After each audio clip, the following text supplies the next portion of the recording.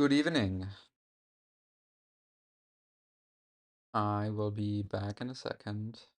Just preparing my screen. Yesterday, it cut out my screen recording for some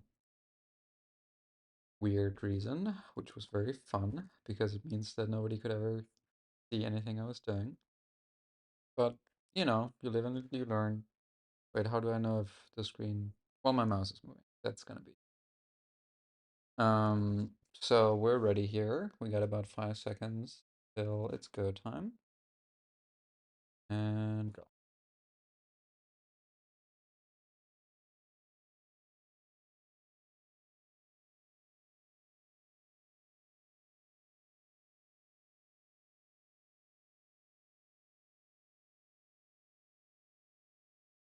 Interest.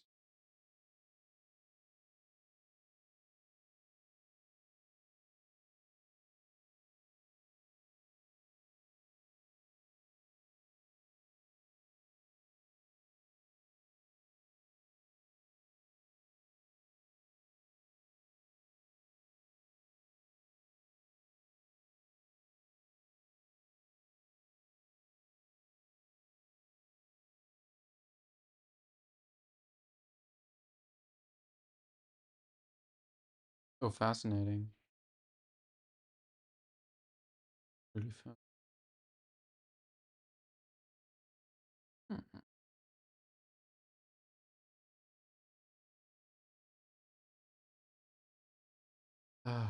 This is gonna be a bit tricky because it's like not just a square, but it has empty areas all around. And we have to figure out how to wrap. Mm. How do we wrap around? I don't know.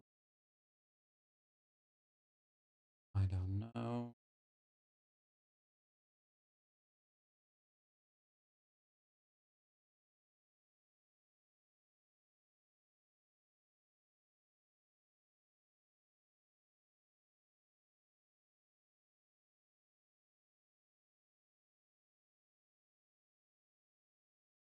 I guess we go the opposite direction until we discover the next um wall. And then we go one back. Let's parse this first. Uh Replacing dots with a 1 or 0 rather, and replacing this with, and then empty will be a 2. Are there spaces? I think there are, right? But it's not filling this up to be. Oh, the problem. So we have to first fill all the lines which are not full with spaces until they are. The 2 is going to be our empties. So for line in ES, m equals 0, m equals max of m and none of 9. For line in S, if m greater than S. Wow. M equals space. And now all we gotta do is turn it into NumPy array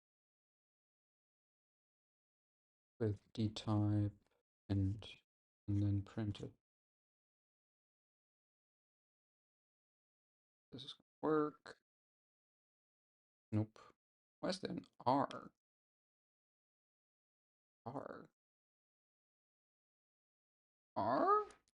Ah, we gotta split it with 2 lines first.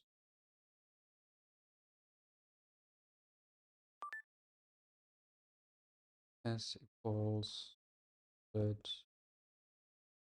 two new lines and then call it s and instruction. Return this and instruction and call it u. Cool. Setting an array element with a sequence array has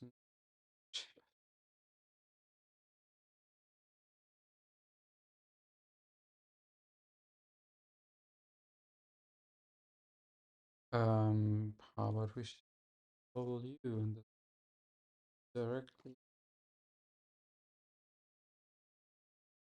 That was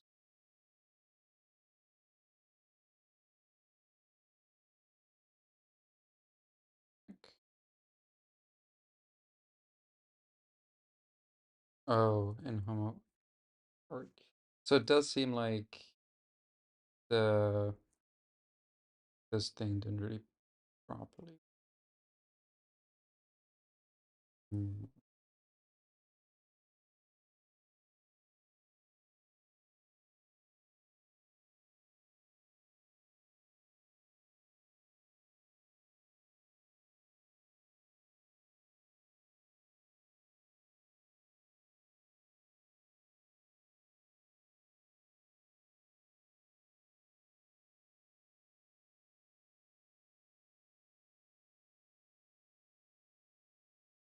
It should be true. But we did just turn it into a problem.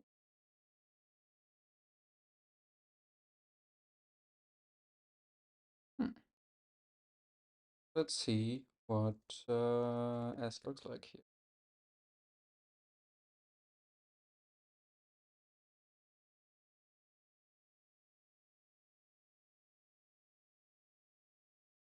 You know what? I think it has to be I in because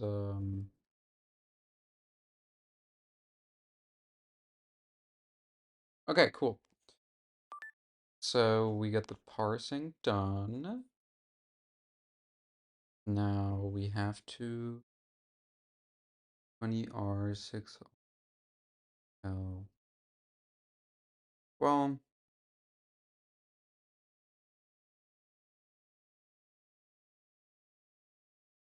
we can return the steps manually.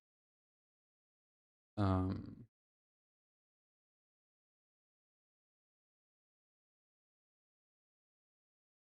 so let's say you got reverse, right? That should work. Nope. Is it not reverse? Hmm. U equals list of.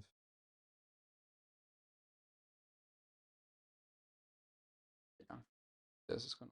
Okay, so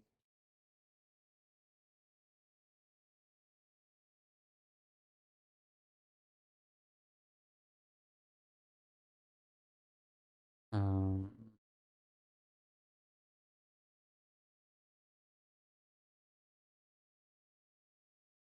okay, let's just do a backup before we do, and then next step.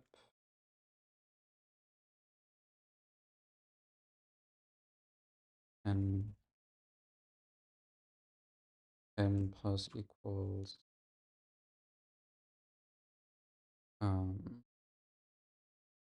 u pop if n minus 1 not in digits.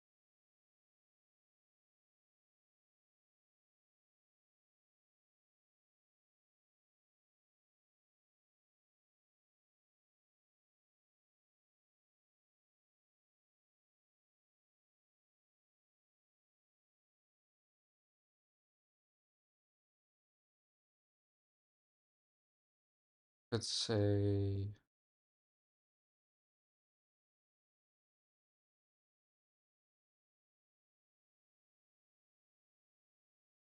this be in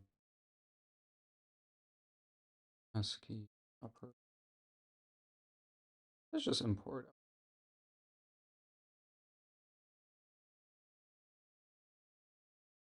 So now we should be able to say this is the direction. We now return int n and t. Okay, so we should be able to say next step, get 20R, 6R. That works perfectly. Only no 20R, 6R. Yeah. Um, if not, you return as a breaking. So what is the position? Start.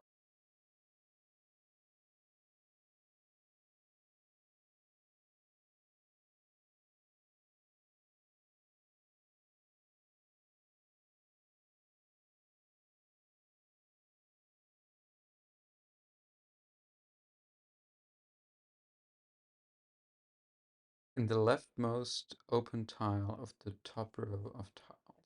So is that 0, 0? Nope, there's space. So we're actually gonna need np.where t0 equals 0? 0 is empty, right? Yeah.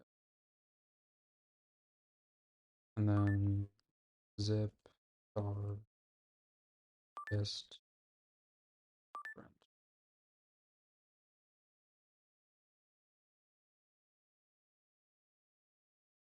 Yes, but we just need the very first one.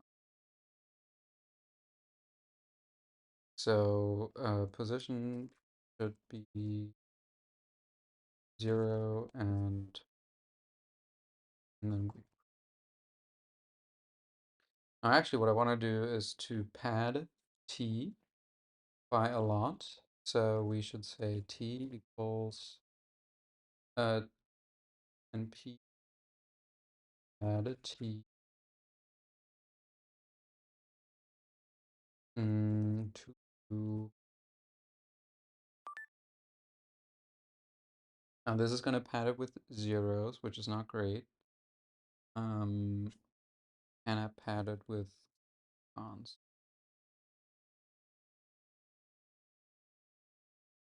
Yes. So if the mode is constant,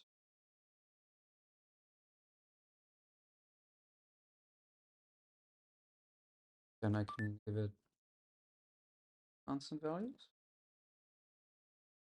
And I think it should be one is a wall and two means wrap around. So let's just print t0, which should be all. Yeah, all twos. So we just padded this by 2. Now this is going to be a 2. And we got our first position, which works perfectly. And now while true, direction, no, distance and direction equals next step.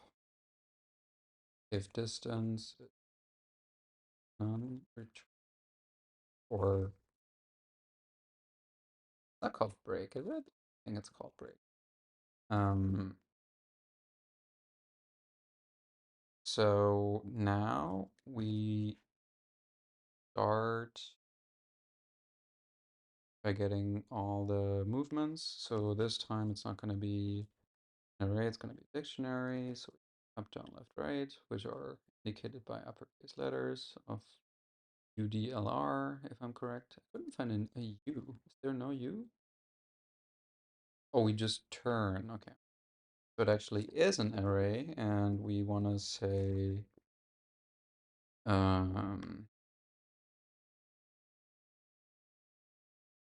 move turn equals dictionary of all of this crap, but apart from the comments.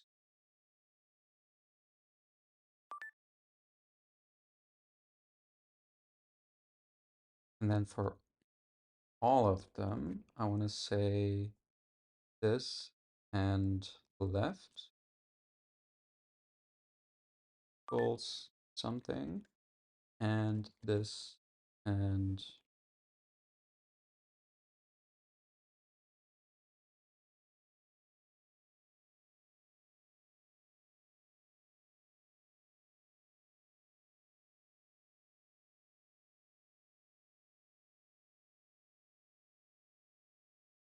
we return. That should be possible. So if we turn from up, left, we will be at left. Left is left. Up, right. Now for down, it's the exact. So for down, it will be for this, and then this. For right, if we turn left, then we turn up.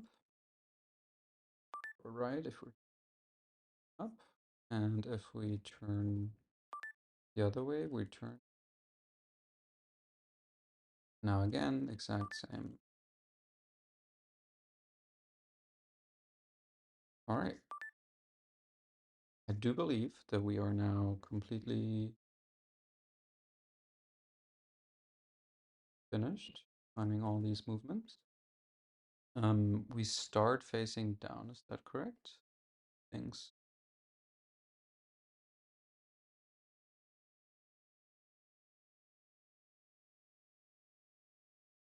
Facing to the right. So initially we are facing. So movement get box equals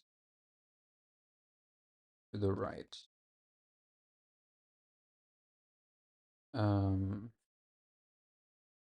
Now do we turn and move, or do we move and turn?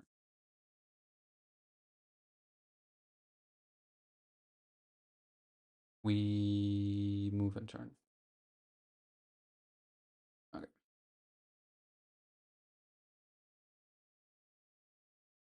For underscore in range of distance, position equals move, position, movement, def move, and new position equals position 0, 0, and the same for index.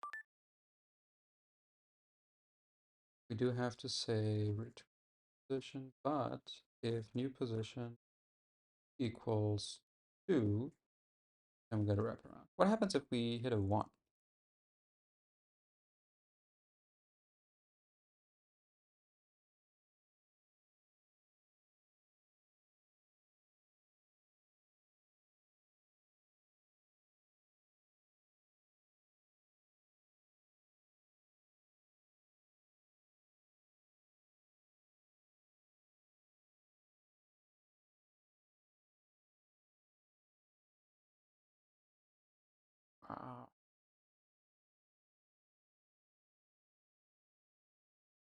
So if it's a 1, we return the original position.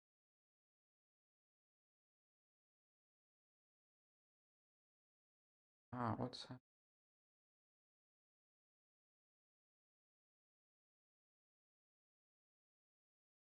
And what happens if we wrap?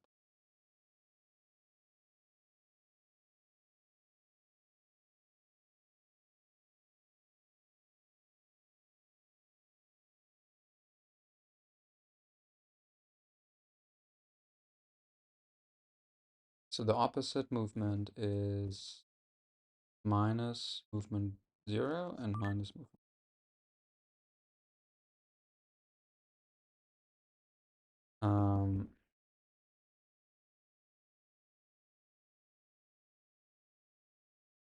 Opposite test. Well, opposite test in T not equal to opposite T.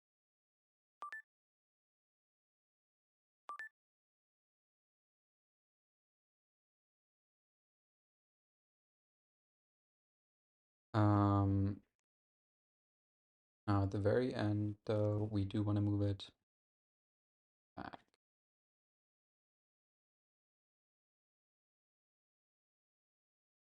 If T opposite T1 return position, return up.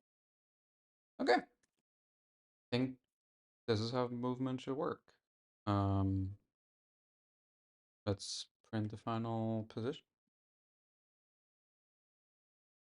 I think what's really happening is we return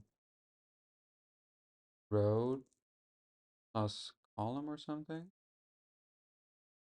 Row is 6, column is 8.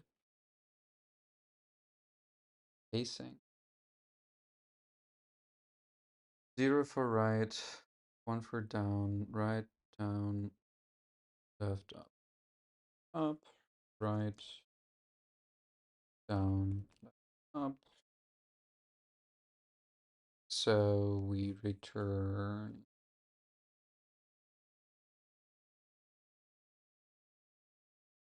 first row, then column, then result equals first row is 0, then column, and then index off.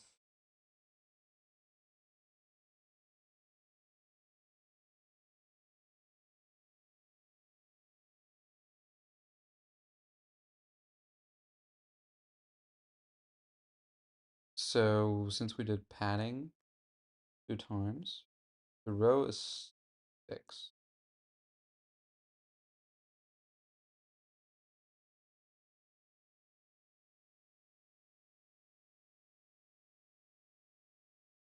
This is 0, then this is 1, 2, 4, 5. Okay. So we subtract because we padded by 2, but it's actually 1 based, so this should work. And 22 minutes for this, huh? This might actually be correct, but I want to test it first.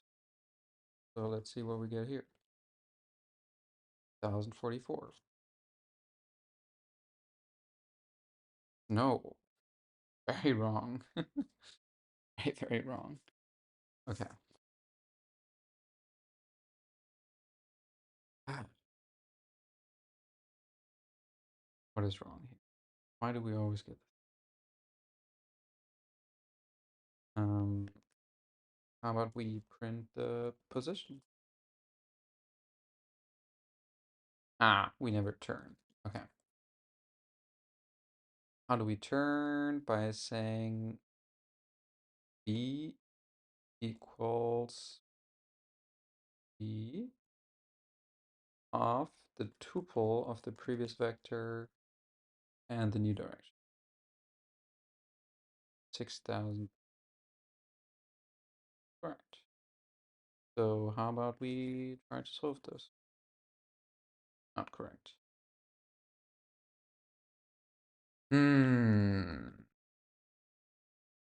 Well.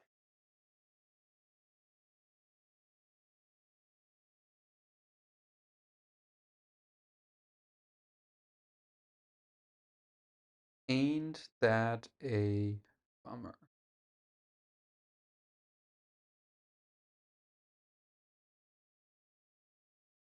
How do I debug? Oh,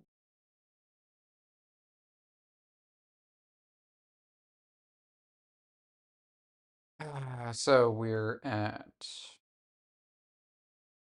0. That's 1, 2,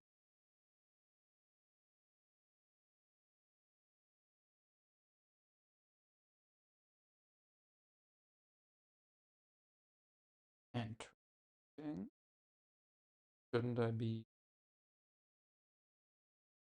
at the wall?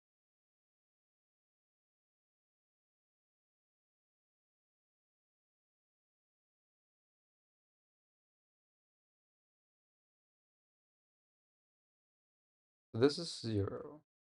So 1, 2, 3, 4, 5, 7, 8, 10 is here. Okay. We are. We will move down.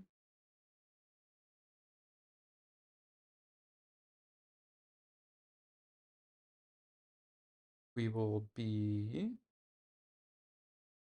at 7, 12, which is 1, 2, 3, 4, 5 down. Then we move 1, 2, 3, 4,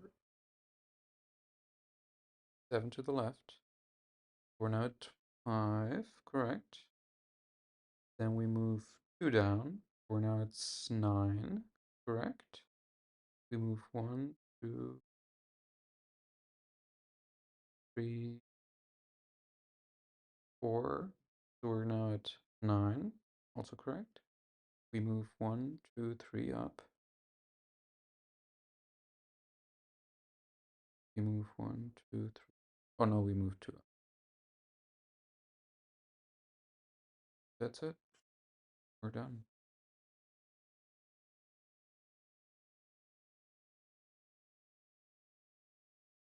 So beautiful how it works for the example and it doesn't work for the real input. I don't really know what to do about that. In my opinion, we're handling all of the edge cases, and I'm not sure, to be honest. I'm not mutating anything in the next step method. I'm not mutating anything in the move method.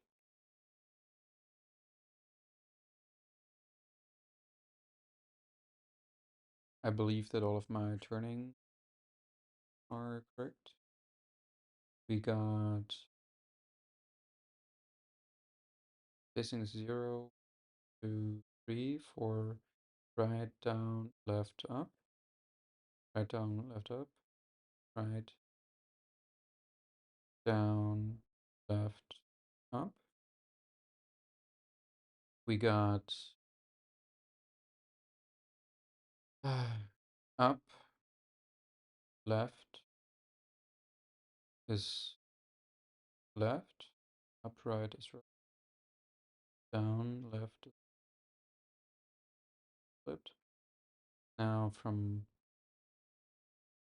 left, turning left, you'll be down, left turning right, up, and then from right, the exact opposite.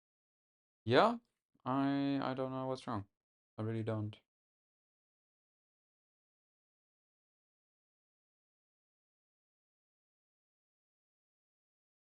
Oops. Mm.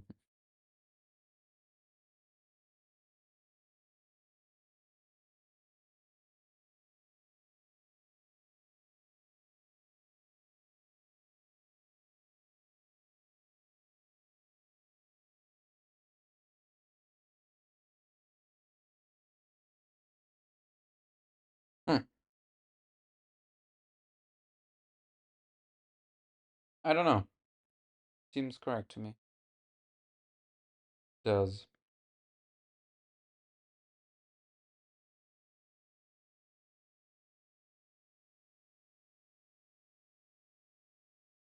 I have no idea what could be wrong here.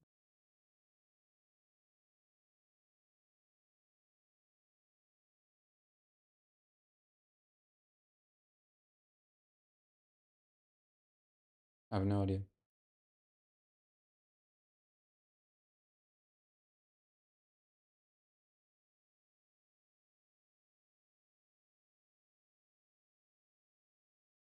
Seems to me that the wrapping is working. Is there any special edge cases that I didn't think about? Nope. Should be wrapping like normal this entire time.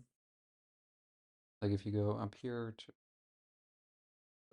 there, there.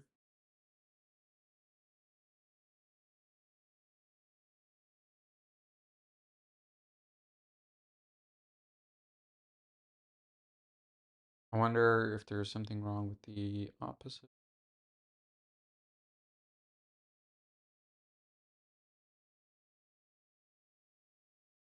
I guess we can come up with new examples. Um,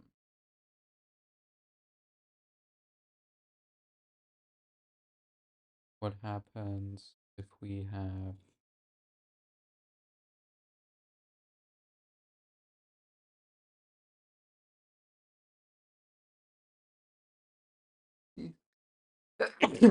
Whew. um, what happens if we have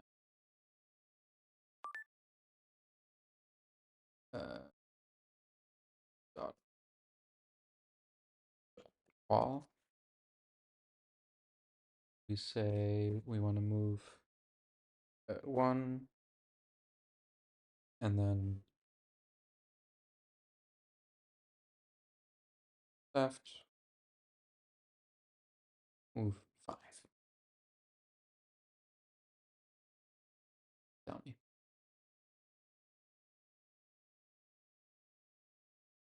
Print. Those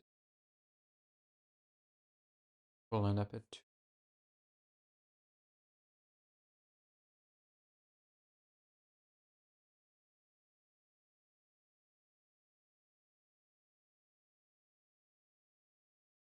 Is that so? I don't think that's true. I really don't think that seems wrong to me.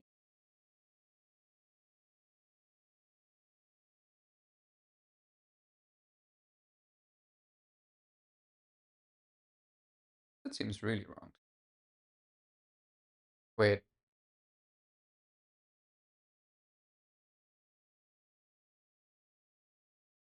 we start at 2-2,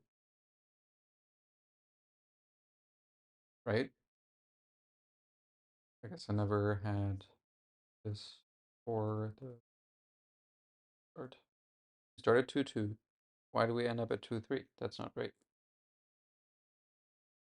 We're moving 1, turn left. We move 1, we turn left. Ah, wait. Maybe that's also the problem here. Does it end in a letter? It doesn't end in a letter. Oh my god! By accident, we found the solution. Ain't that something? Um,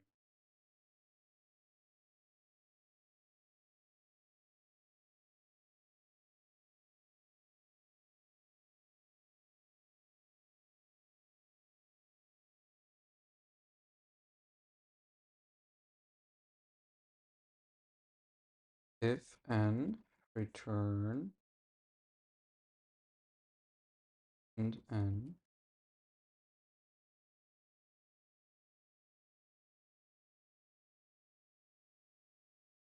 Man, that's amazing. I didn't think this would be possible for some reason. Okay. Um, so now we have to make sure that we check break here and also here. Before we ever use the draw. Yeah.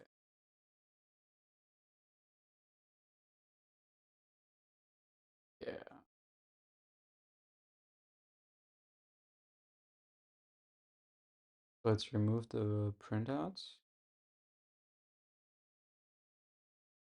and solve this. Man, that was fun. Part two.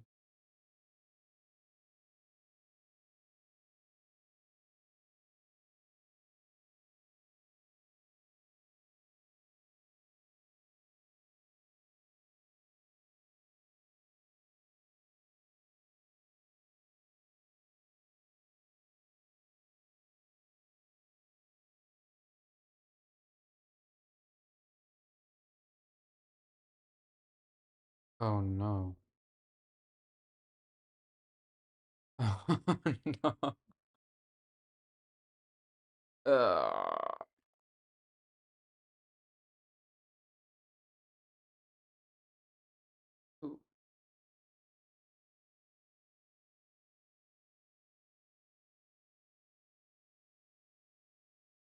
how the hell? Or turn this into a cube? I have no clue.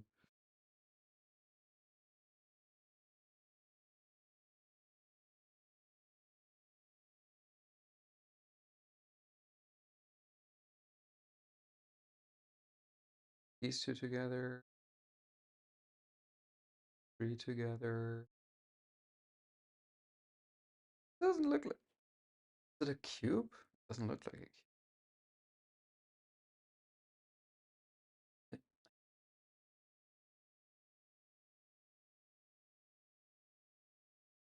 Oh,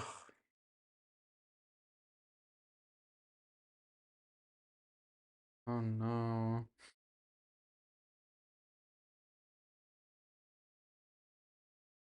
Yikes.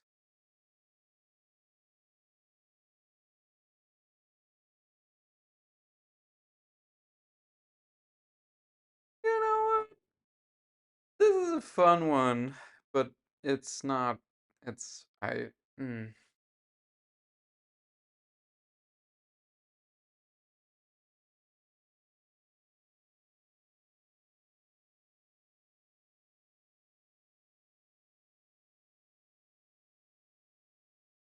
I'm even having trouble like folding this in my head. So we get like one, two, three sides, which like form the outside. Then this one here will also like it will fold here. So these four will be the main like ring on the outside, and then this is an end piece, and this is an end, right? So I guess what we have to do is for each of these edges, determine if we're in the edge, and then figure out what it maps to. This is going to be a lot of manual coding or a lot of algorithm. Ah.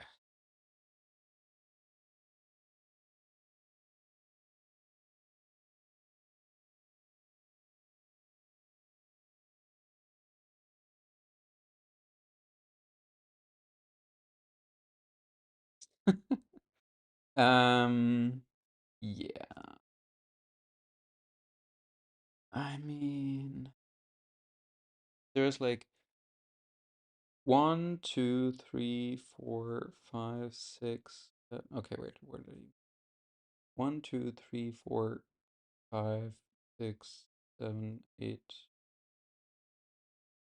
nine.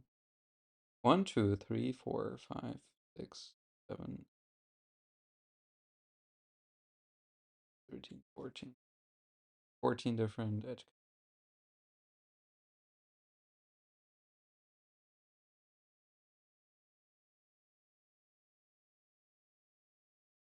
14. Not too bad, but it's all not. Uh,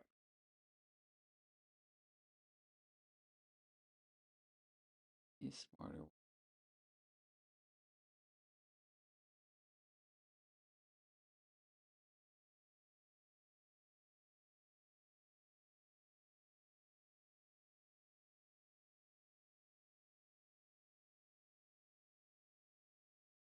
Mm. This is gonna be a lot of coding, dude.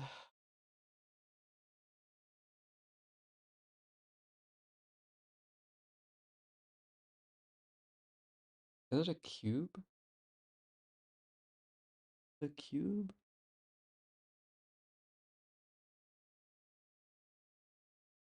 Whoops. Wait, what? I don't have. Man, this looks huge now. Very cray. Okay. This is how many selected characters? 100. Hair. And how many selected is this? 50. What the actual fuck?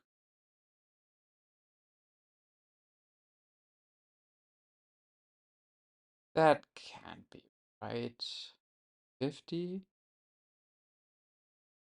Ah, 50. Okay, okay. Yeah. It is square. 50 is a nice number. It's like,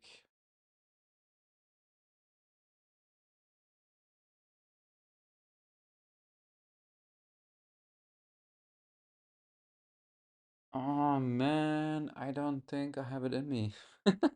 Like I know what to do to like hard code this. I don't even know if it's possible to do this programmatically.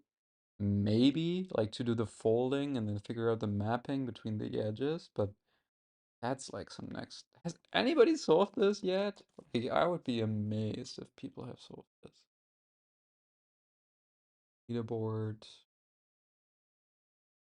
Yeah, congrats to those 7 people, man. You guys are doing very well.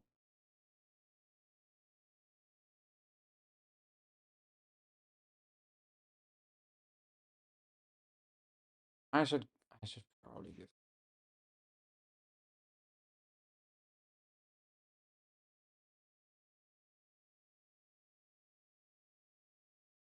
So I should draw this shape.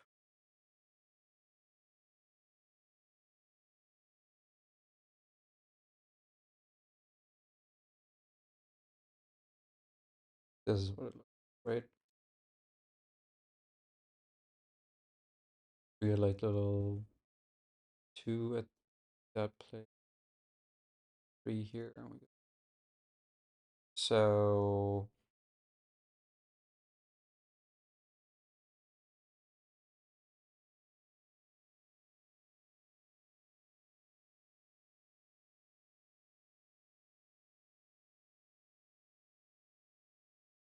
this is just busy work.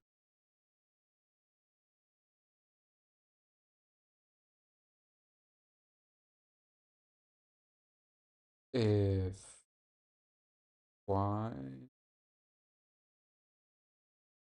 equals smaller,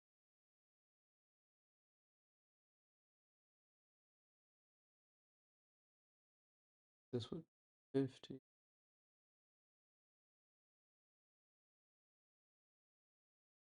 width,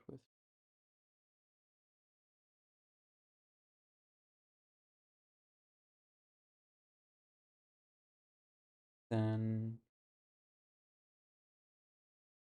x 2 and equal to x minus 50 plus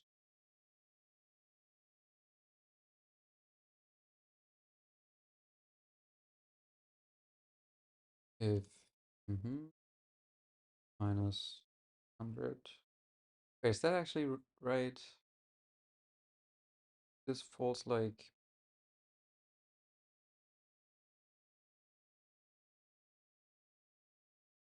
yes. Okay.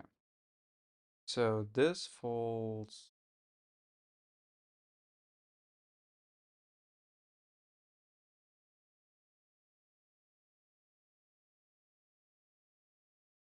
I think it falls on side of this.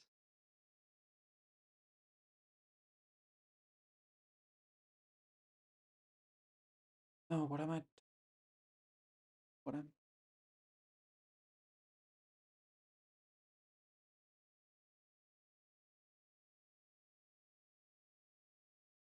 It has to go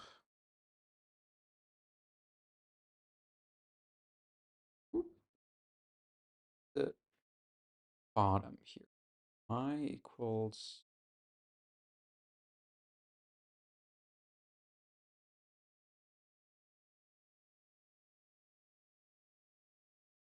2.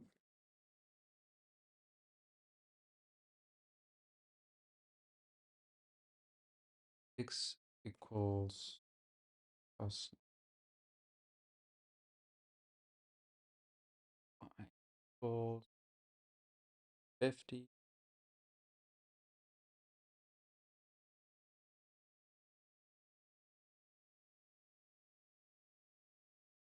I'm only gonna try this. And I have 2 sides. This is day. I bet it's like already 20 people.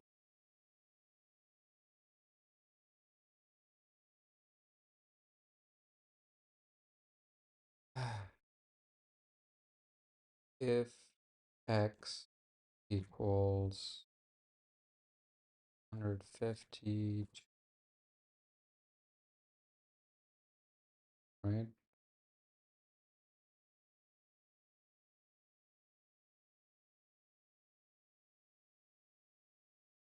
Where does it fold? No one knows.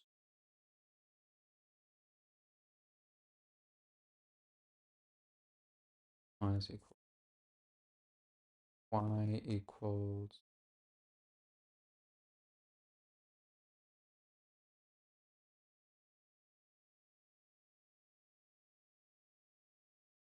if x equals 2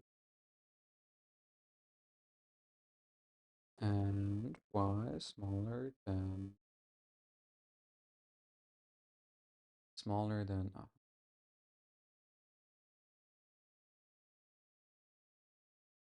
see, the thing that I'm worried about is this one here.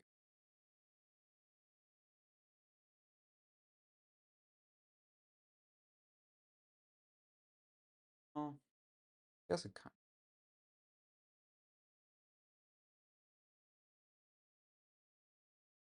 stuff is. Why did I pat?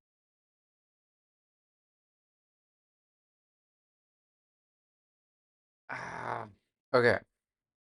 Where does it fold to? I feel like I just this is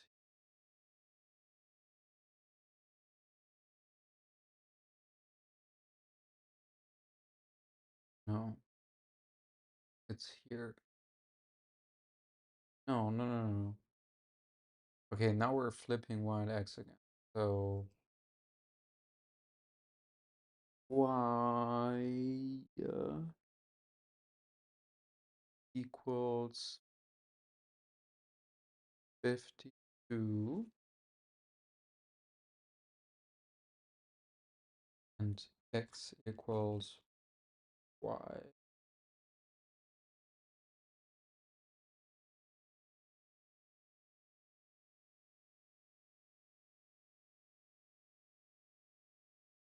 plus. I don't know, dude. Maybe I'm 4 out of 14 there. I'm only gonna try this once. Ah, okay. We should probably start adding. Um,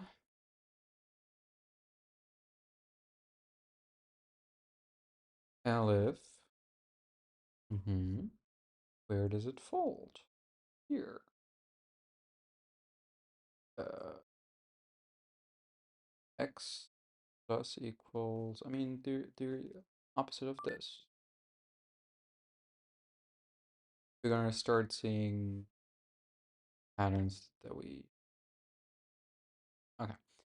Now I kind of feel like we start number. Anyway, I know where it started. Okay. We're now down to this one, which means uh,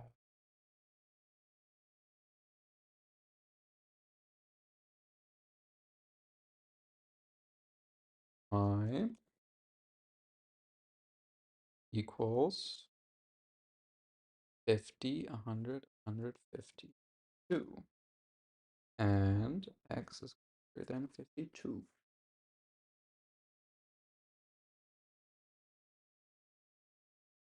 This means we set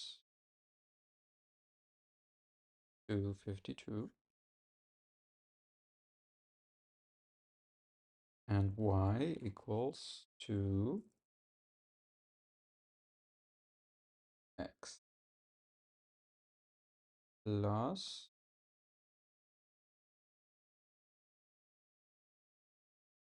50. L if x equals and y greater than. Do I have half of them now? That's like done this for 8.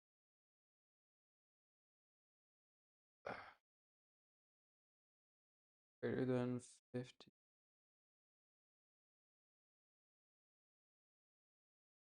Why do I feel like all of these?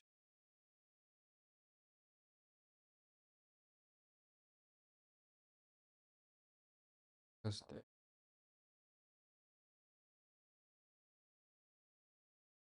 Okay. We are here. We're doing this, but the how do I do this? But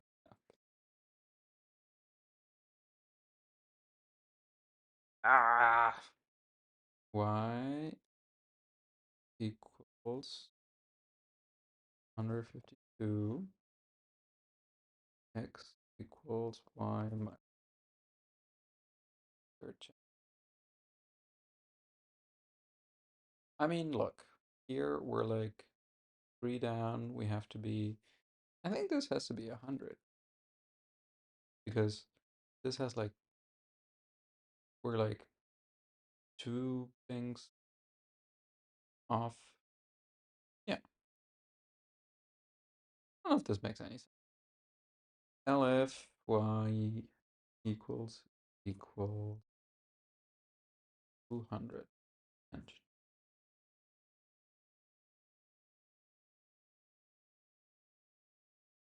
um, where do we this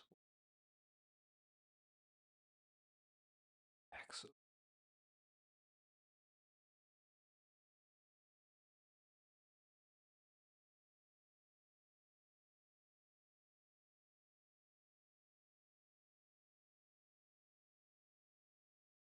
Oh, what the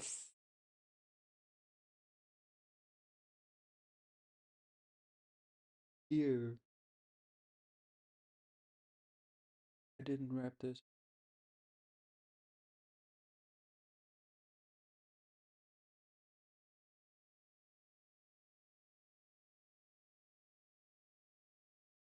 This this is where I wrap it now. Oh, I guess I did put it in the right place. Interesting. Okay, so let's just reverse this operation. Y equals 1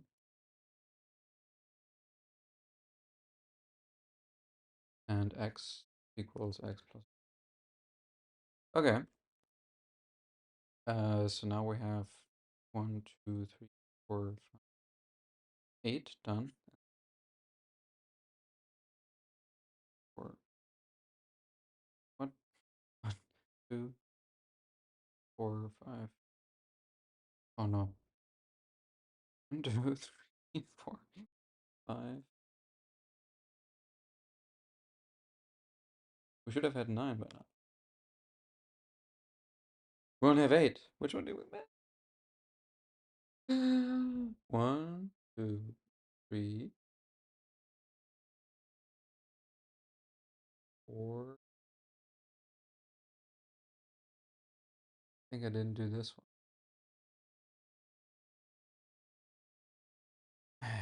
I'm getting too tired for this. I cannot. Please tell me that 100.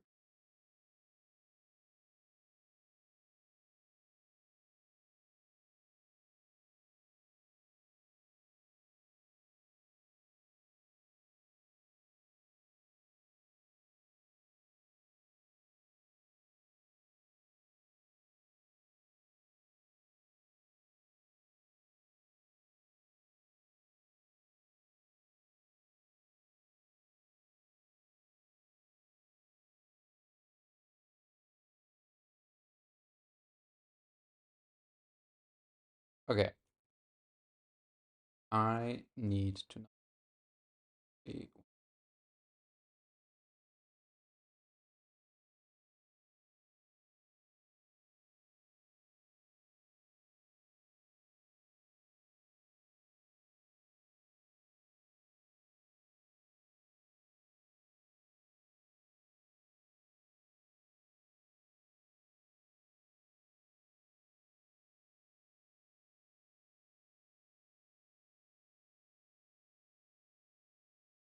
1,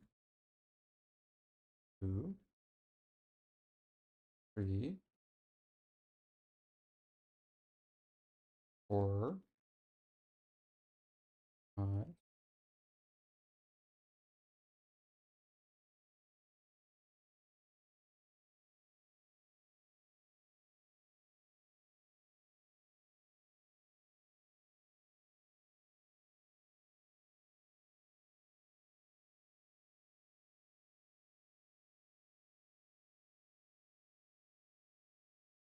Eleven,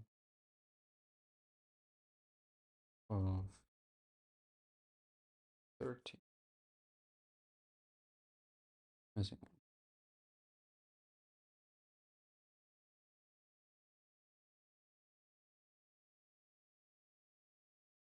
one, 2, 3. See, I think this is 5, 6,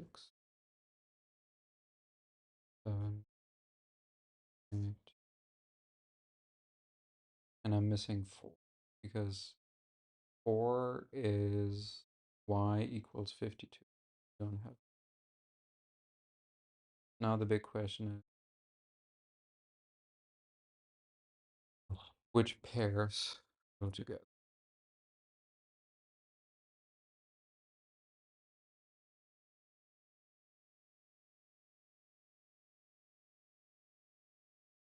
We have, I think 1 and 10. We have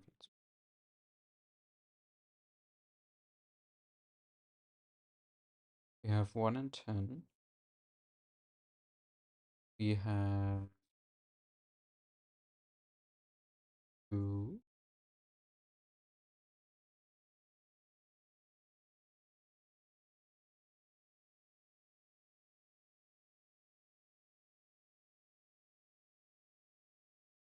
And 9.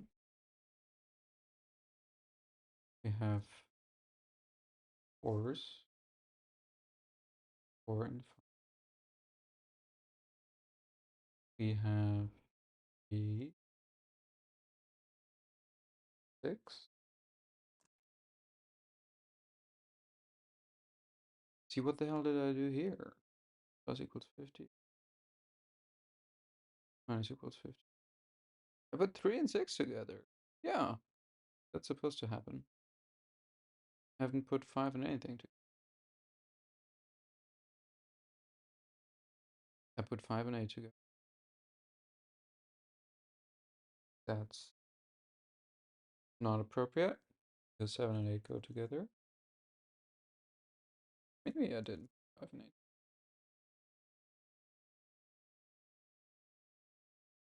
Y equals equals.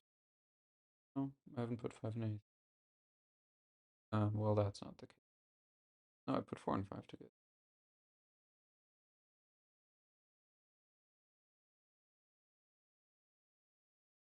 Do we have minus 50?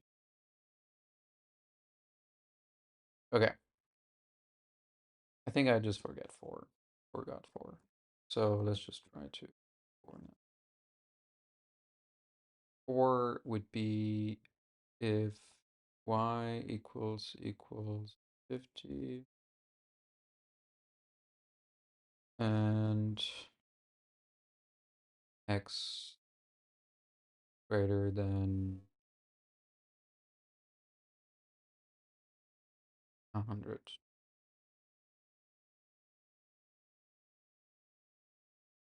Then we have x and y equals x.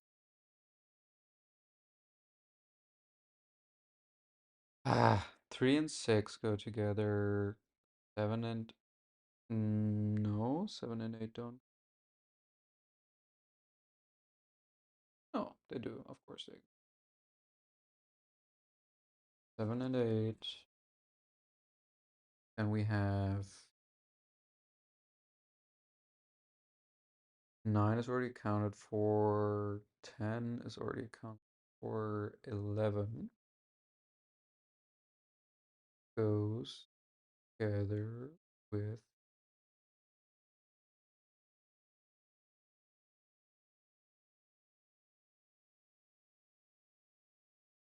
man, this requires some insane thinking. And 12 and 30.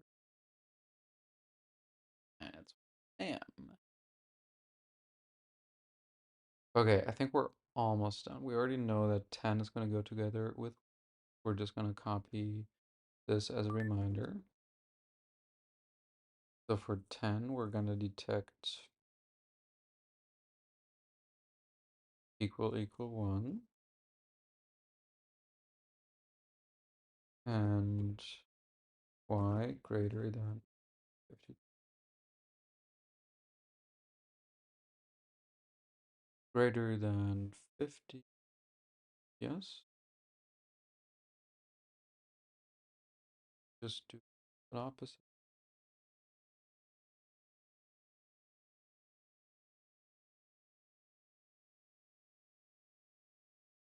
Fuck.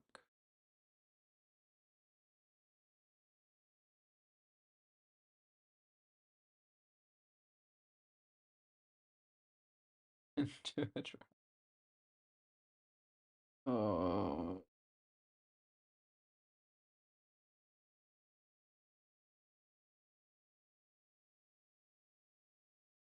Oh, we don't have to put them on the edges. We have to put them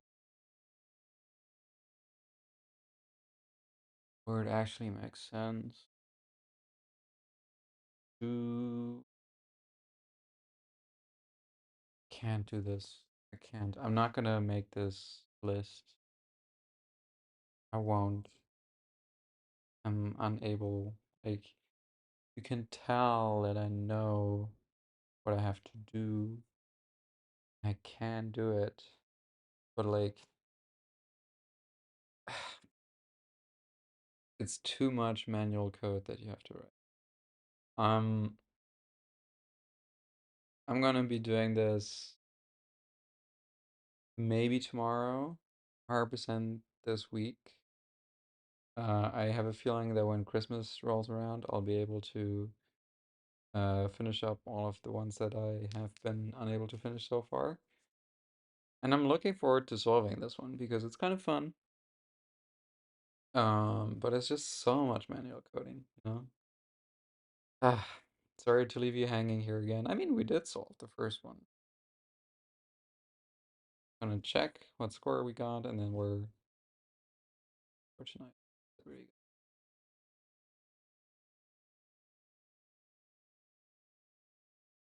go. Yeah, 500. Not too bad at all. One of the best scores if we've gotten in a while.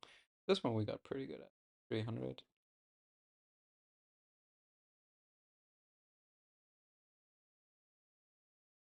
Please open like number 19, number 16 part 2, and number 22 part 2. They've been the most tricky ones. Okay, I'll catch you tomorrow. Good night. Good evening. When we last saw our protagonist, he was trying to figure out how to build a cube. Um, we got about 30 minutes until the next day is gonna start. And I think this may or may not be enough to finish off where we left off yesterday. Let's try that.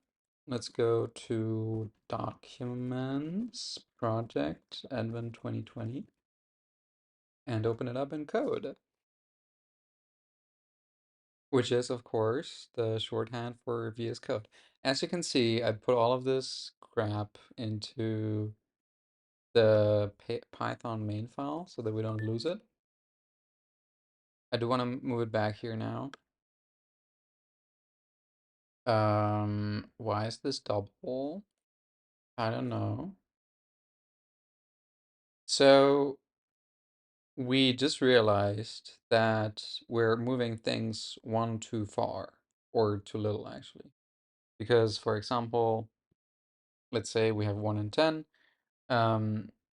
We are 1 outside of the cube when we want to go back inside of the cube here on the side, which means that if y equals 1, then x is indeed not equal to 2.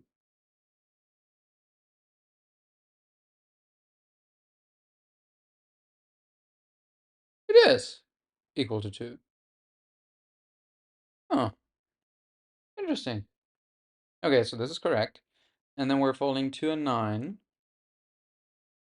So it's not smaller than 102, right?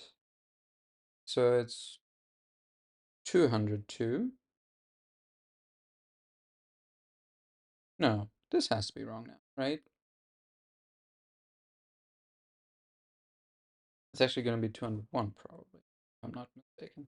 So let's check. We got 2, which falls to 9, which is out here.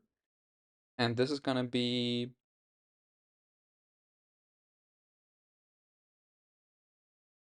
2 plus 49. Yes, so that was actually...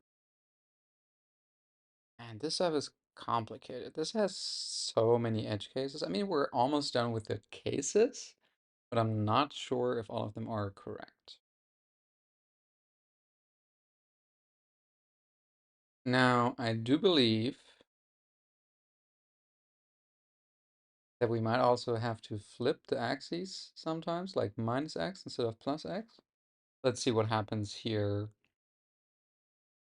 So for 1, the further we go to the right, man, it's so hard to figure out where exactly this is going to fold. Oh, no, it's not actually. Like, going down is going to go to the right. So that appears to be correct.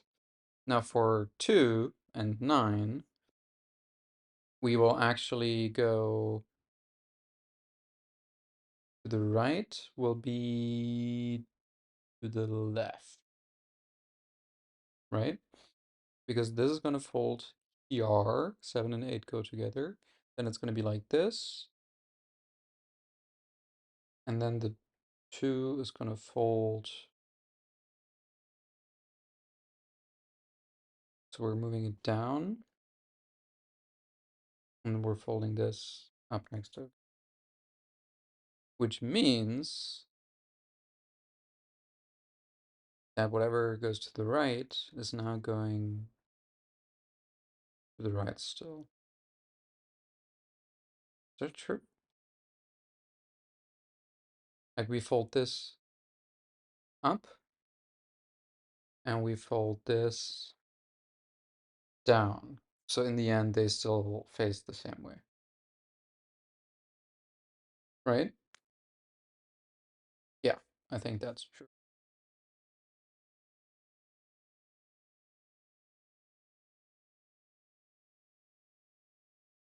So that's Yeah, but I think that's true. The rightmost will be the topmost. Okay.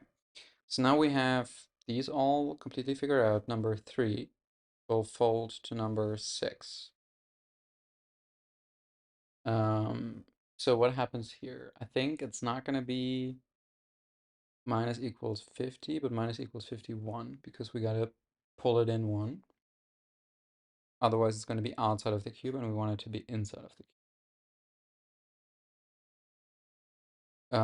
It's going to be sitting at 101, right? Yeah. This is also making a lot of sense with the 201. Let's just say, it's going to make it easier if we just say x equals, yeah.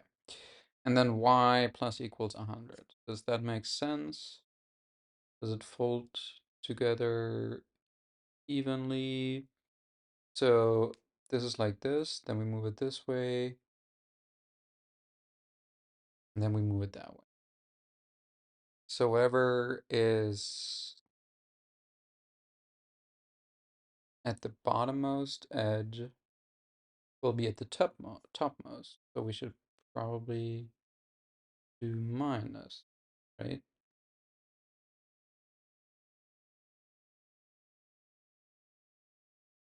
And I hate this so much.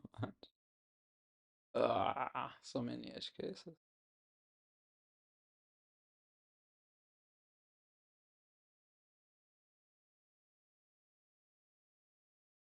Is that even right? Or am I making this? So this little thing here is going to fold onto this little thing here, which means the topmost is the bottommost.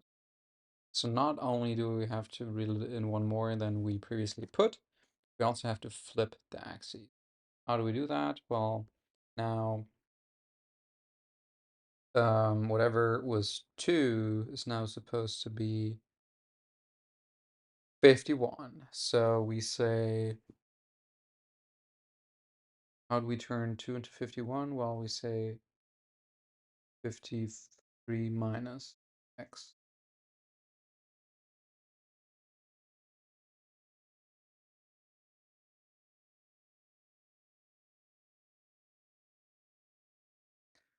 Okay.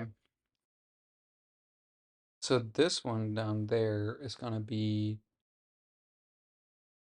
number 49 plus number 2. So it's going to be 52. And it should be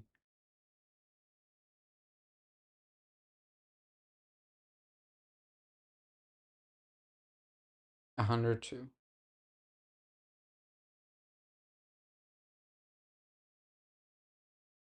51 should be 102. 51 be 102. That's not right. Okay. Ah, man, this padding my 2 is driving me crazy. That was a huge mistake. But it's too late to back out now. So it's from 0 to 49. It's from 2 to 51. So 51 is supposed to be 102. 51 is supposed to be 100. 51 is supposed to be 102. So 100 plus 1 is not right. It's supposed to be 53. I even said 53 in my head, but I didn't do it right. Okay. So 53 minus 51 is 2, and 100 plus 2. Got it. Okay. Check, check, check. Next one. Number 4 is going to number 5. Everything that goes to the right is now going down, so that's perfect. Now, I think we might have an edge case wrong here because 52 sounds wrong. I think it's actually supposed to be... Wait, 102.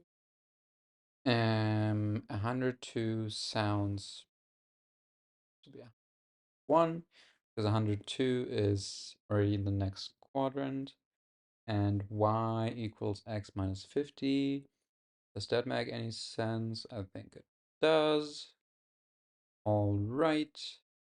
So I think we're good here. Did the stream title change actually work? I think it did. Didn't work yesterday. Does work today. Huge blessing. Okay. Um, so we are doing 4, and I think these two values make sense. Let me double check if 101 makes sense. We got 49 plus 50 is 99 plus 2 is 101. Perfect. X minus 50 also makes sense because we're all the way here in quadrant number 1, 2, 3. We got to bring it down to quadrant number 1. Perfect. All checked. Number 5. I think I did get all of these if statements correct, so don't have to check those anymore. Now we just have to flip whatever we just put up there. So we should actually say equals number 20. Aha, this is exactly the problem because whatever is in here is not equal to what's in there, but it's one off because we're inside or outside of the cube. So x equals 102 is correct. And then y smaller than 100, also correct. And then we say y equals probably not 52, but 51.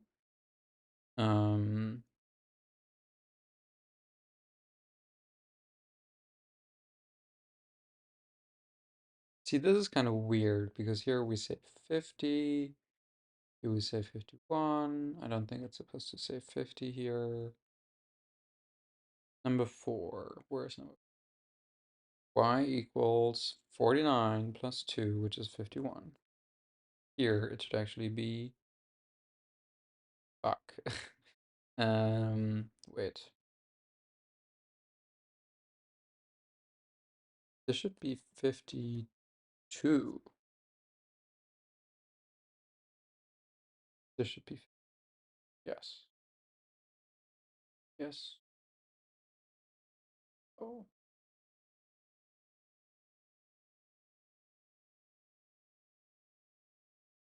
Oh, baby.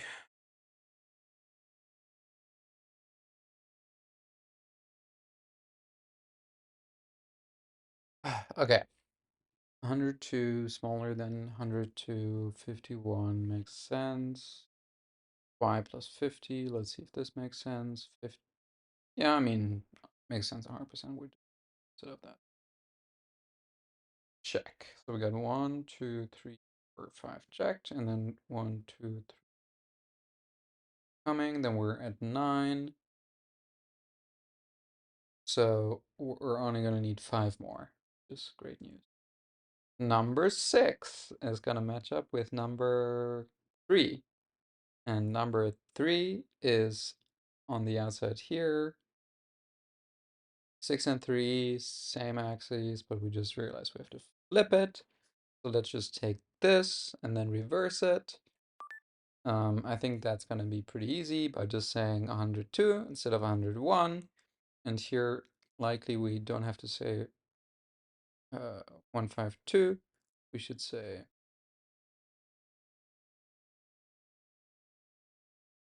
151.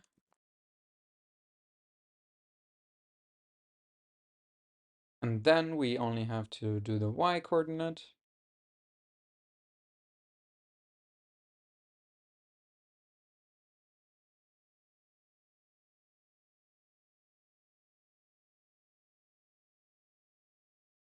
Let's reverse all of this. Now I think that we should be able to do this, but I'm not 100% sure. How do you reverse 153 minus y?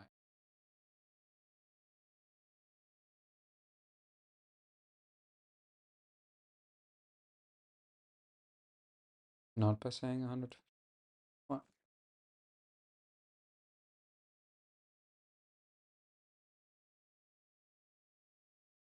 I mean, 0 is mapped to 153. 153 is mapped to 0. Maybe this is how you reverse it. Let's see. 6 goes to 3. So let's say the value here would be 49, 50, 52, 102. We want to bring 102 down to number 102 should go down to number 49 plus 2 is 51. How do you get 102 to 51? By saying 153 minus, right? Because 153 minus 102 is 51. Okay, that's a done deal. We're done with number 6. Let's go to number 7.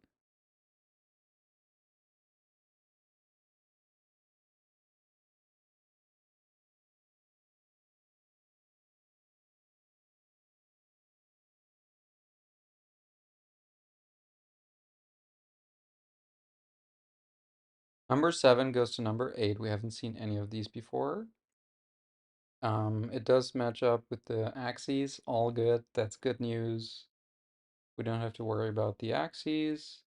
We have 152, which seems to be right.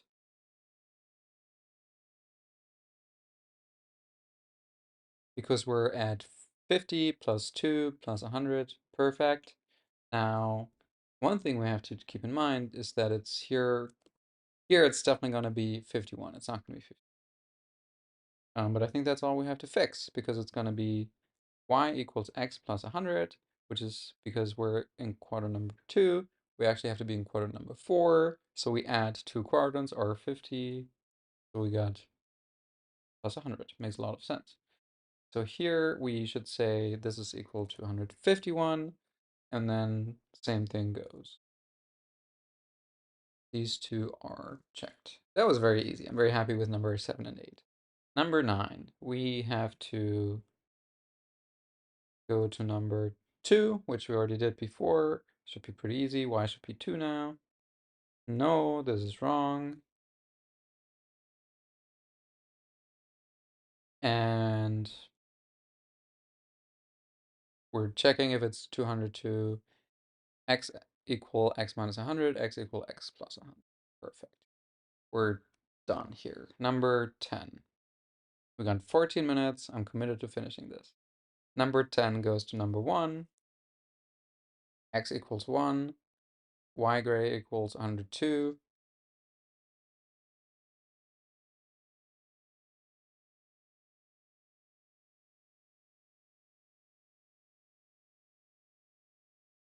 Okay, where does it go? It goes to number 1. We say y equals 2.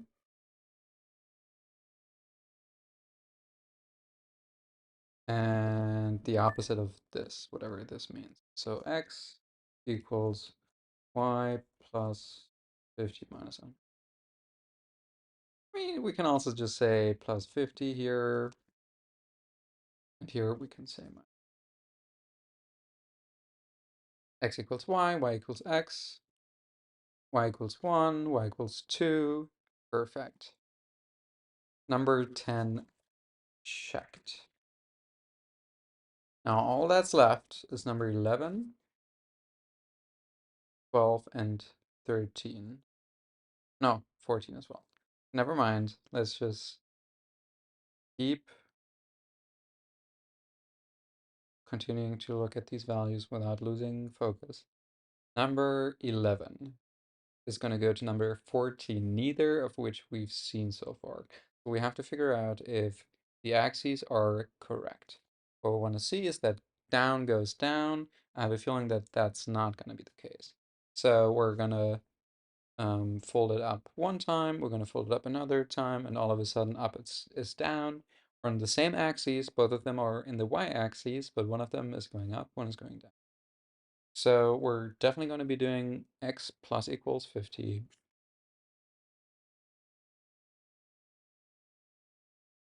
One thing we still have to do is to figure out what y values we're looking at. I guess it doesn't really matter. We can just say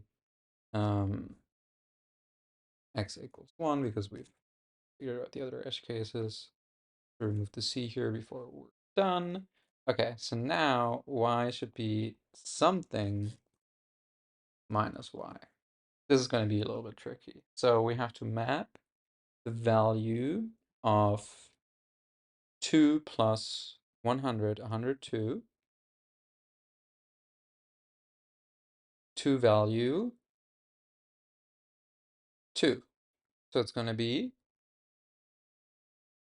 104 minus y, maybe. Let's check this one more time. So we've looked at this quadrant here. Actually, I'm going to look at this value here. This is going to be 2 plus 100 plus 49, which is, I can do math in my head, which is 349. Let's put it into the formula that we just came up with. 104 minus this, we get a value that's far too big. Wait, that doesn't make any sense. 50, 100. I think I added 100 too many. It's still going to be negative, though. I think I added a lot too many. Okay, wait. First of all, I think you have to be 204. Second of all, the value here is 50, 100, 149, not 300. Okay, so 204 minus 149 is now 55, which is supposed to be all the way up here. Look, none of this makes sense. Let's try again. I'm completely off. Okay. 149 is supposed to map to 2. How do we do that? 151 minus 151. Okay. So let's check this again with this value now. So we got 2 plus 100 is 102. We plop in 102, which is 49, which is going to land us square in the wrong place.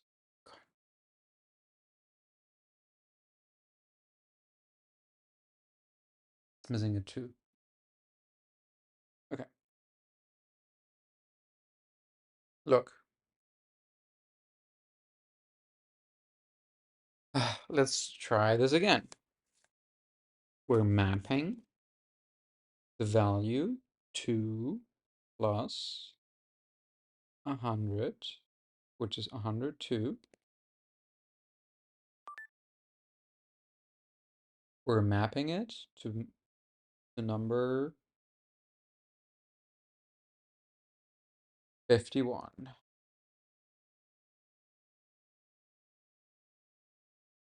Yes, A is correct. So in order to map 102 to 51, you want to say 102 to 50, 102 to 50. So you want to say 150 minus. I think we almost got it right. 153 minus 102 is 51. Now again, let's double check that we're getting a 2 out of whatever coordinate is down there.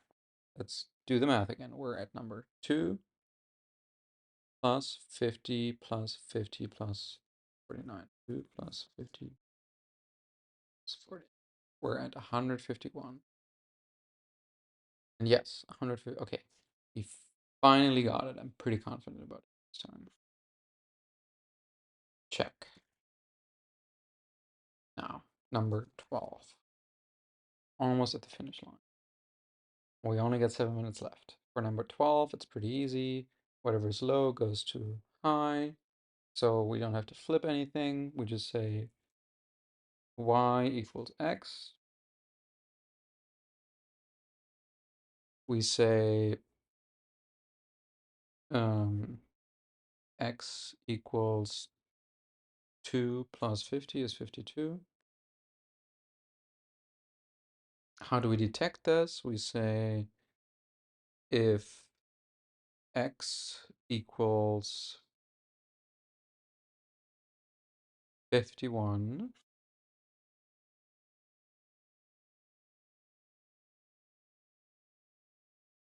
and y smaller than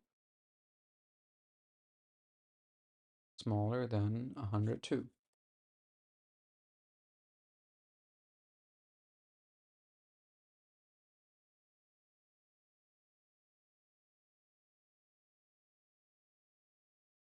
Maybe.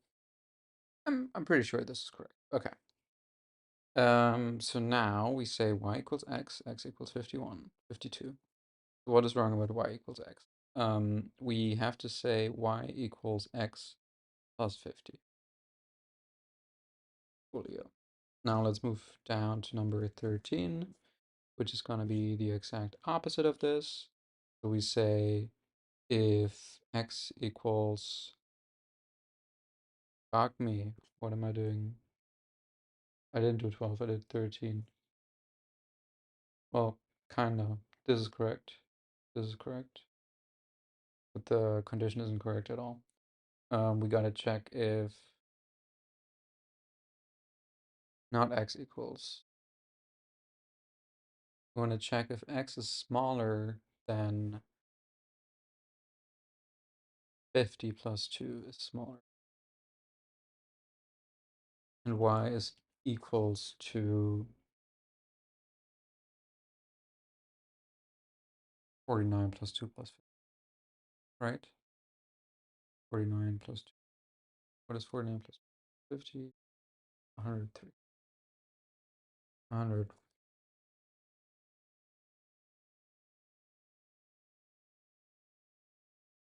Yes. Okay. And I'm falling apart. Okay. This is still correct. So now here we say y equals 102.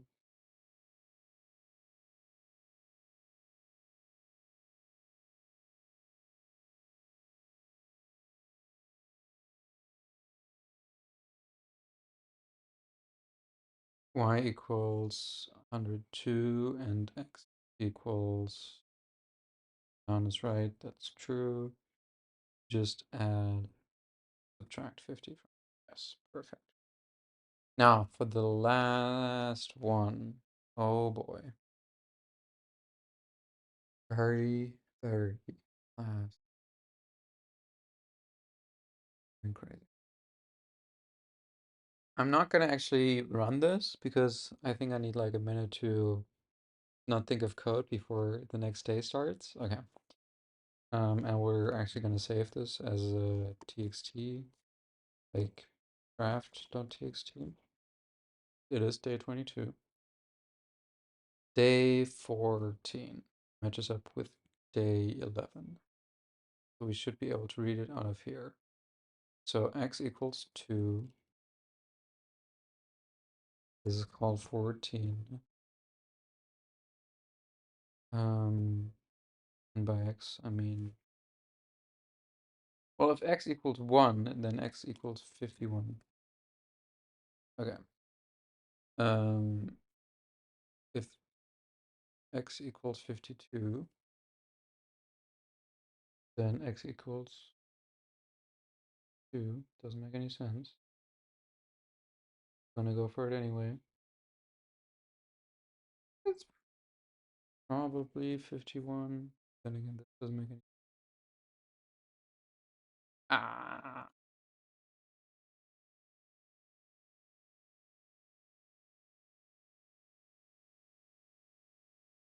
No, I need a minute of break. I'll be right back. 1 second. Good evening. Why does it say 21? I don't know. Um, are we working on day 21? Let's check. I'm trying to fix some of these holes here. There's a lot of them. 19, I still don't have the first clue about it. 16. Okay, wait. Let me change the title. We're actually working on 22. Sorry for that. I think I'm just gonna start a new does affect the VOD. Okay, so we're trying to wrap up day 22 part 2 here. We still don't know how to do day 19. And for day 16, I still got to do some Googling for how dynamic programming works. So I'm pretty confident that we should be able to finish day 22 today. Let's see if I'm overconfident because the cube stuff is kind of in the backside. So let's go to day 22 and we're gonna be taking a look at this little cube again here.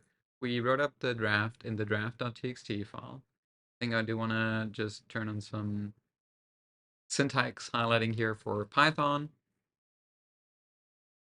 And we were almost done with it. I think 14 was starting to shape up, but definitely not complete. 12 and 13 should be done. So now for 14, let's just take the last look here. We are supposed to detect that x equals 1 plus 50, which is 51. Perfect. And then we still have to figure out that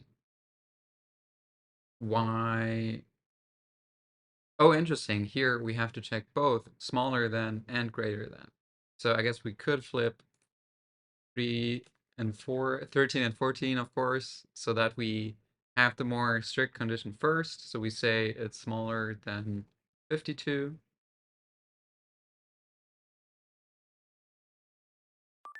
And then we should be good to go. Okay. So in this case, we're folding 14 onto 11, which means we're going to be looking at 11 for some hints. I'm pretty sure that this is still correct. And then for x, we're going to be looking at 2, right? It's equal to 2. Yeah. Okay. I think there's a chance that this list of conditions here is complete. So let's take it out of this little draft file, save it previously, so that we know we can go back to it. And we have a lot of adjusting to do. Okay, first of all, let's get this editor cleaned up here so we only look at this file. Let's do this. Okay. Now we won't be able to test this because the shape here is different from the one that we're getting for our real input, which is a bit of a problem. But I think because we're not running out of time, because we're already a couple of days late here, we should be able to just test with the real input. Now, we could try to come up with a set of movements on the cube and write a couple of tests. I'm not 100% sure if that's gonna be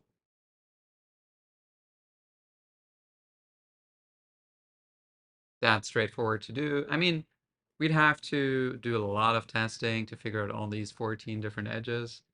I feel like just reading through the code might be able to help us because there's all these smaller than and equal signs where we have to make sure that, this one looks kind of fishy because it's a 52. Then again, 4 and 8 are kind of in the same ballpark.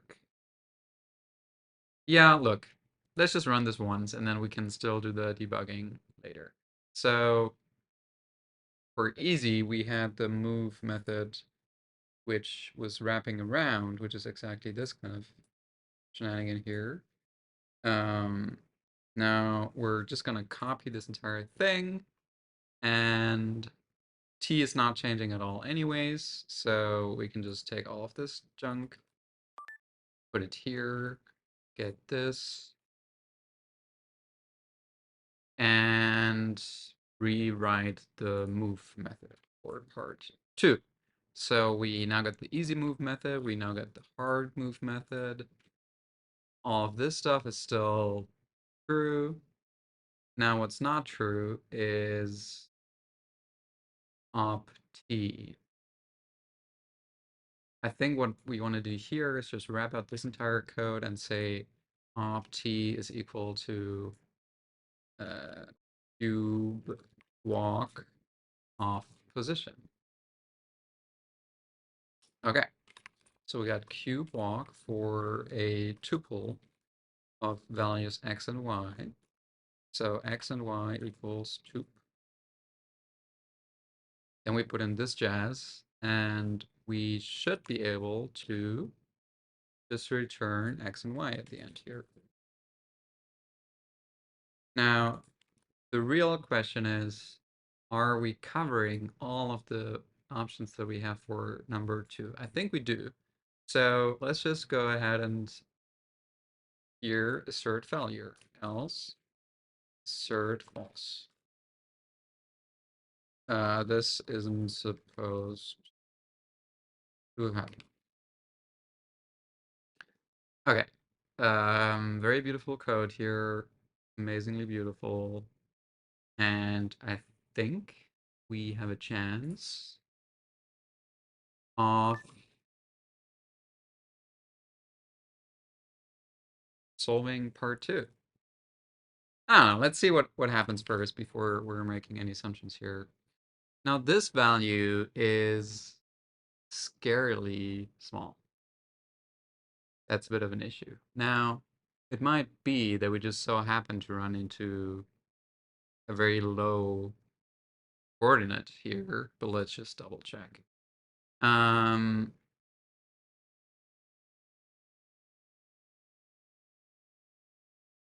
Well, one thing we can do is say move hard equal to 1. And if it's equal to 2, we should also assert false because this isn't supposed to happen either. Let's just check this real fast. We have amazingly descriptive error messages here, and I cannot type for the life of me. Okay, so none of these seem particularly wrong. And I think we should also be able to say that we always have a new position coming out of it. If position equals new position, then we also want to throw a very descriptive error message. Okay, none of these cases seem to be going wrong, which is I'm starting to be carefully optimistic here. Calculate from the final position and facing from the perspective of the map. In this example, the final row is 5 and the column is 6. So it does appear that in the example also the value is lower. I mean, not much lower, but it's lower. So let's see. It's too low. Well, I could have showed you that one. Let's see. I'm not 100% sure if this would even produce the correct result if we're running it twice. So let's just check if this is going to give us 2 times the same value. It will not. So we probably have it right here. Y is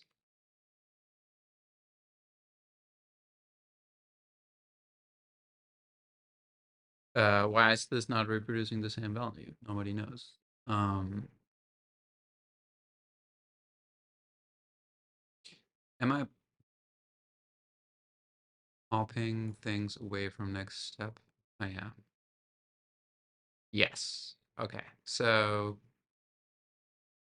after running easy, we should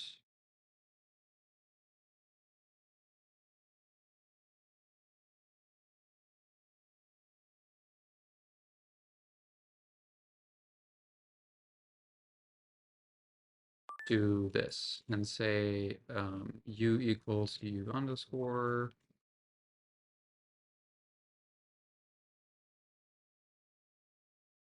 This isn't supposed to. Well, that's good, I think. Let's just double check that we get the right value out now.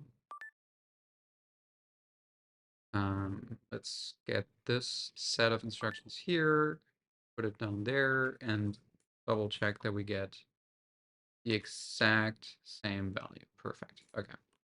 So next up,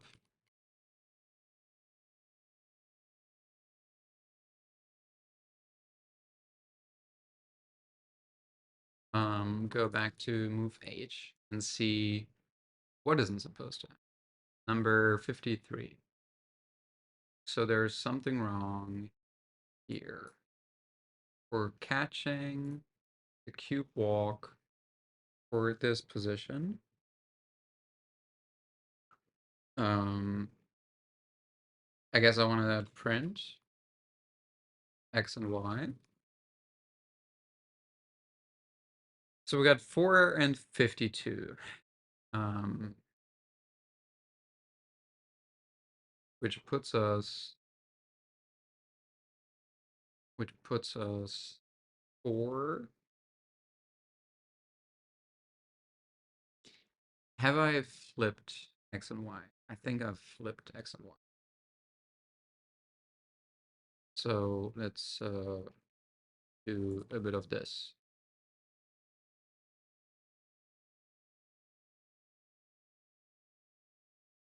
Doesn't make it any better. Okay, so let me see if I'm making any thinking mistakes here. For transposing the coordinates. I mean, we are going down and to the right always, so that's not going to be a problem. I don't fully remember if X or... No. Definitely Y was down, X was to the right. So flipping them here is the right move. And getting them out of the tuple in this order and putting them back in this order is perfectly fine. Now, what's not perfectly fine is the fact that we're still running into this issue with X equals 52 and Y equals. So let's look at this. X equals 52 would put us exactly here, and Y equals 4 would put us 2 higher than interest. Why is this value equal to 2? That shouldn't be the case. Y equals... Well, we do have the real input here. I think I do want to toggle word wrap. And let's take a look. So we're looking at number 2, 3, 4, and then number 52. So we're at 2 here at column 1. So we add 1 to the... Yeah, this should not be 2 at all. That's interesting.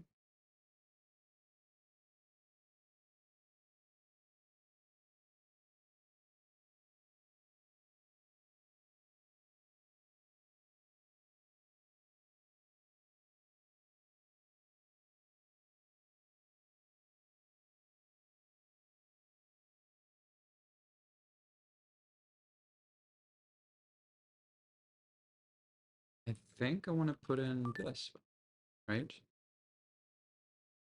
Yeah, because I want to do the one that's been moved already, and not the one that's... Well, this isn't supposed to happen either, so this means that the new position is now...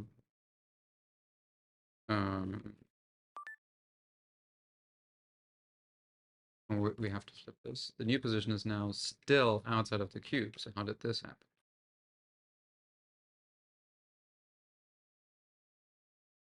Well, we probably want to get both of them.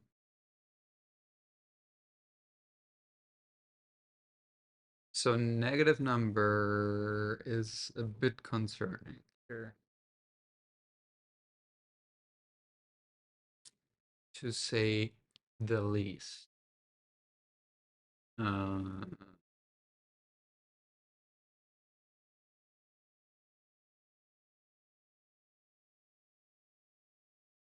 Oh, wow.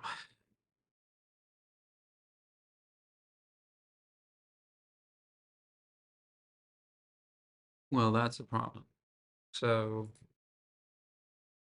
how about we check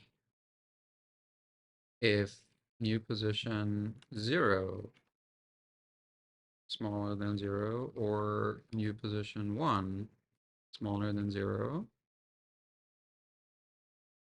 Um, and we do all this kind of stuff.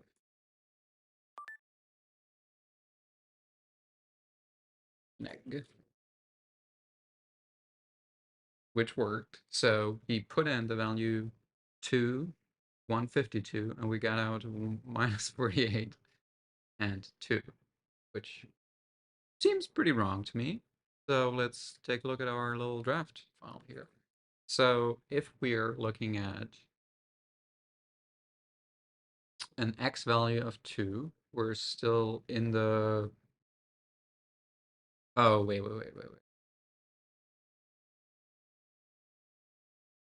Hmm.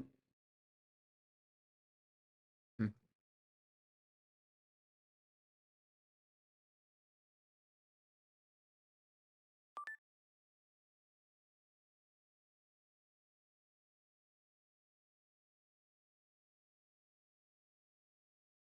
I think all of these should actually say after. Yeah. Okay. Right. So we're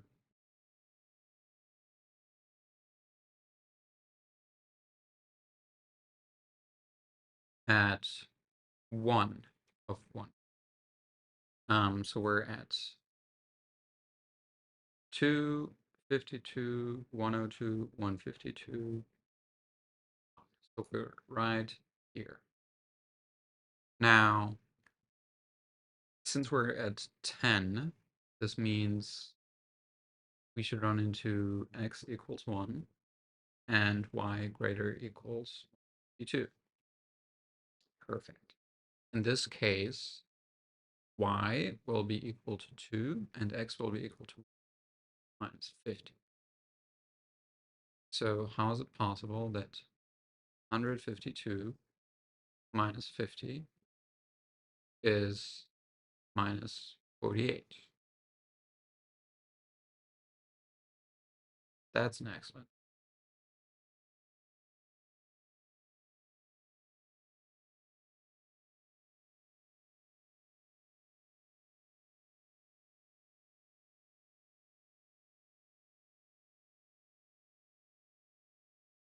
It doesn't appear to me that we're running into the right case.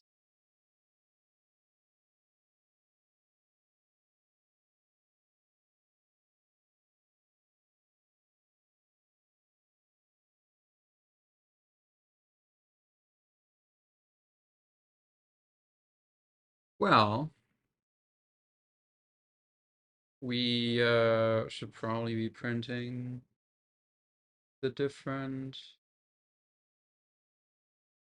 cases here, huh? I think that would be smart. So we get the value here, and then we say print the number. So what number are we running into? It is indeed number 10. So how the hell do we go from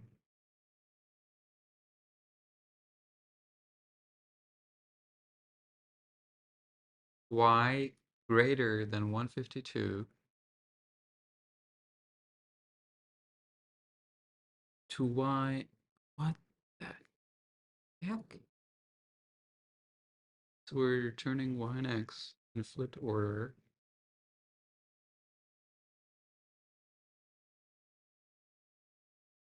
X is minus 48. Wow. Is there an else where there shouldn't be? No. What the heck?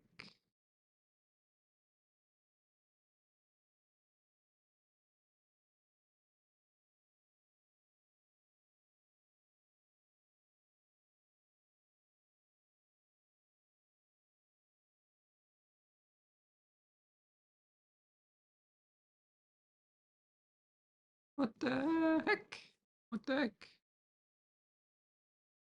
What the heck?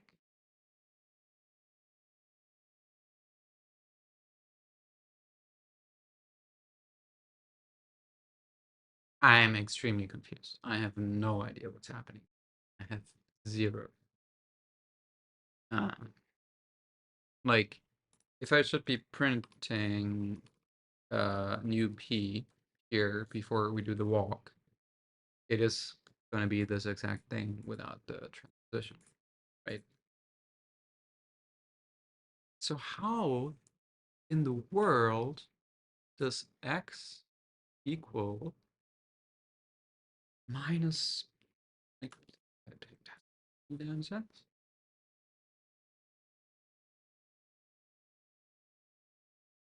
Minus 48. But, oh my God. Oh, oh, don't talk to me.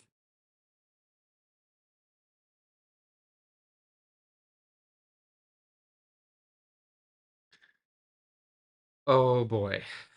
Let's double check that we're not running into this anywhere else. So we should always make sure that, yeah, we're also doing it here. That's wrong. The constant assignment should always be like, this is not even doing anything. What are you doing? Oh my God. I must have been so tired. 3 is folding to 6. Um, so we probably want to say is equal to minus. Like, this is where I prefer a language that's a bit more sophisticated than Python, because they can tell you that you're not actually doing anything in this row. Like, the value is unused. Let's just double check that we have done the right thing every single time. So yeah, this one is also wrong. Like, if we set x to 101, then we can say, Jesus Christ. Okay. What I'm making sure right now is that whenever one of the values references the other, then we set it before the other value is overwritten.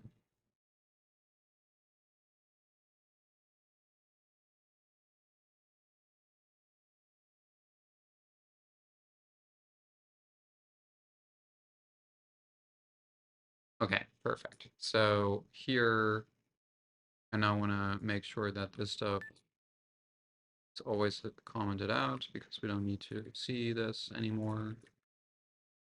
We still want to see the error cases. I mean, that's a pretty big value. Oh, might be correct. It's not. Cool. That's very cool. That's amazing. I love that.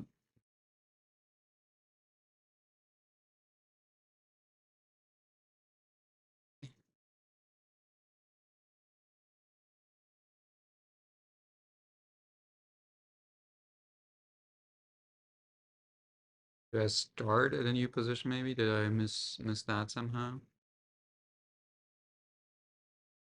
You still start in the same position with the same facing as before. Wrapping rules are different. Now if you look off the board, you proceed around the cube.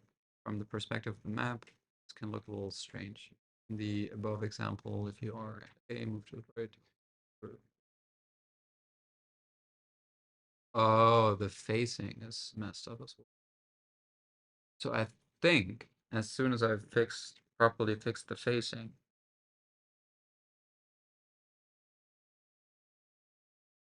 should be good. Oh boy. Man, this stuff is fun. So fun. Oh my goodness. So fun. Right. So currently we don't do anything about the facing. We don't even know the facing here. That needs to change. We don't even have the ability to change the facing here. So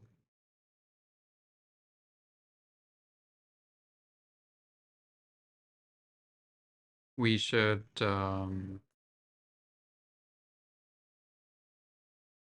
remember the vector and be able to change the vector in the move method, but not in easy, but in hard. We don't do these things in easy. We do these things in hard. Okay. Position and vector equals move and vector. Return you position and vector. Do we have any more returns? Nope. Just these.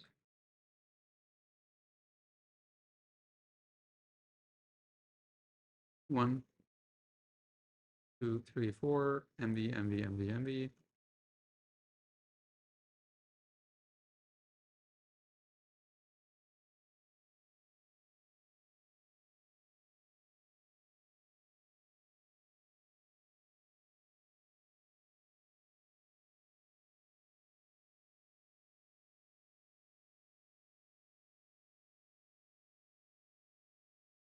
And I have to mute a lot of groups. Okay. Now the only thing that's left is to give MV to the cube walk and change it accordingly.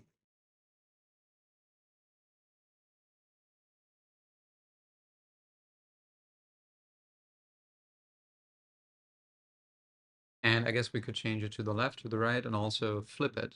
So I'm going to add a flip parameter to the changing dictionary. One thing we got to do is remember the vector and also return here. Okay. So now this should give us the same value as before, 100K. And the only thing that's left is to, for all of these movements here, change V accordingly. So the way you change V is you put it into the MV transformation dictionary as a key, and then you get out the value. Now, we don't have the flip yet. We can only go left, right. We can turn around 180 degrees. So I will add another option here, call it flip. And the beauty is that you just have to take this one and put it in the back and then add a minus in front of it.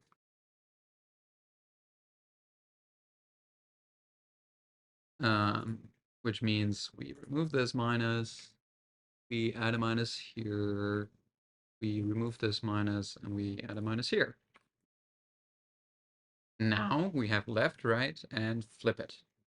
And I guess we also should do nothing, huh? Now that I think about it.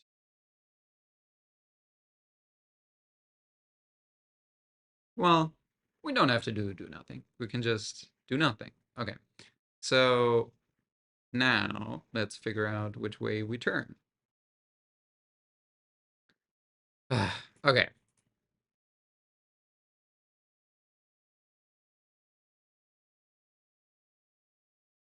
Let's start with the last one, 14 and 11. Well, I think we turn around, right? Because hold this one onto this one. And if we've been turning left, now we turn right. So 14 is a flip. Then 13 is connected to 12. So we turn to the left, right? If we're facing left, now we're facing down. So this is a left. 12 to 13 is the opposite. We turn right. Now 11. I guess we already know that 10 is going to be a flip, so we can already put in 10. Because if 14 is going to be a flip, then also 10 is going to be a flip. 11 we still have to figure out. 11 will fold to 14. I'm stupid. Okay, 10, what will 10 fold to? 10 fold to 1. So we're starting facing left because we're moving out of 10. And we got to face down because we face into 10. So we got to turn left. And for 1, we already know it's going to be a right. 9 is going to number 2. So we're keeping the facing because we keep going down. We don't do anything. 8, and also the same for 2. For 8, we will go to number 7, which means we turn left, which means 7 will be the opposite of it, and turn right. Oop, oop, yes, okay. Number 6.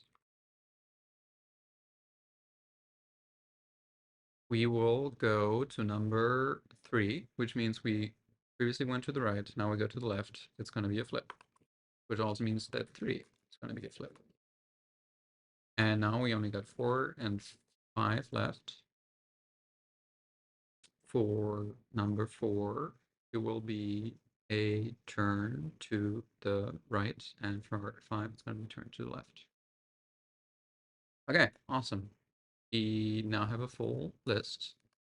I will just copy these letters and then say for all of these edges, you have like this little commented out print, which is a very crude way to get, oh no, 13 and 14 are flipped. I will flip them. So we say V equals move from V to the letter. But we gotta put it into a tuple because this is how this works. Cool. So let's flip 13 and 14 and remove the ones which don't do anything, which should be 2 different ones. Okay, let's see what we get, and let's see if this is correct. The last hint was that we were... Wait, what was the hint? Too low, so 34,000 is definitely not going to be the answer. Don't you love this? I just love it. It's just amazing to debug this. God damn it. Oh.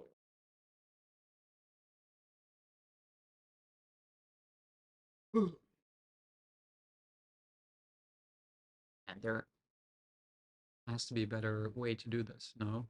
Like, how many people have been able to solve this? Look at the stats. 8,000 people. More than 23. Less than 23. And also the fewest ones in the entire year. Insanely enough. A 16 has a surprising amount of solves. I guess a lot of people figure out that they have to do dynamic parking. Okay. What's wrong? I don't know. Let's figure it out.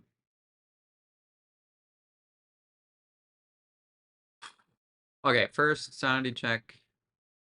Make sure that this is actually how you... Yeah, it is. Okay.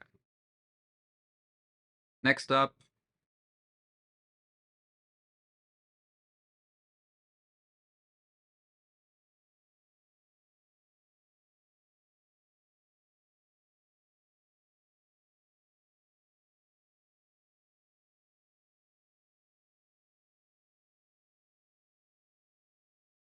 Just go through the list again and see if it's correct. So for 1 to 10, we have to turn to the right. Yes. For 2 to 9, we don't do shit. For 3 to 6, we flip around. For 4 to 5, we take a right. For 5 to 4, we take a left. For 3 to 6, we already figured this one out. We flip. For 7 to 8, we take a right. And then we take a left in the next one. For 9, we don't do shit. We already figured that out. For 10, I guess for 10, we go to number 1 and we take a left. For 11, we go to 14, which is going to be a flip.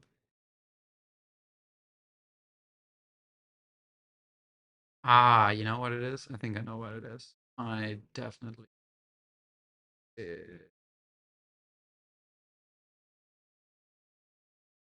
Because here we should return the OG movement.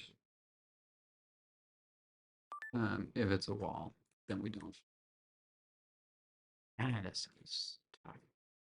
Okay, this is larger, so I really hope this is it now. Oh.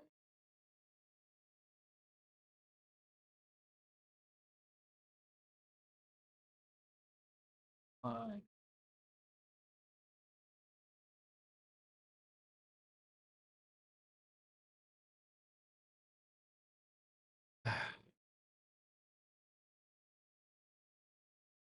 13 is L, 14 is F. Did I mess that up?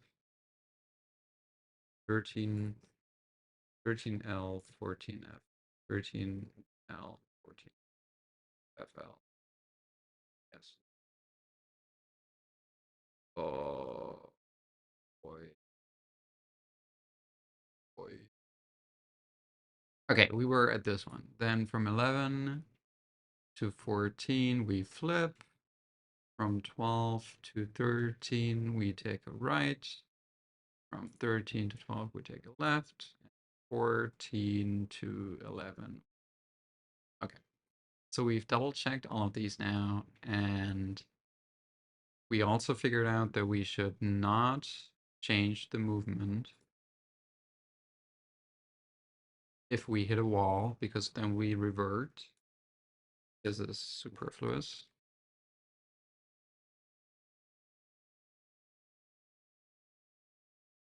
I guess we can return the OG move.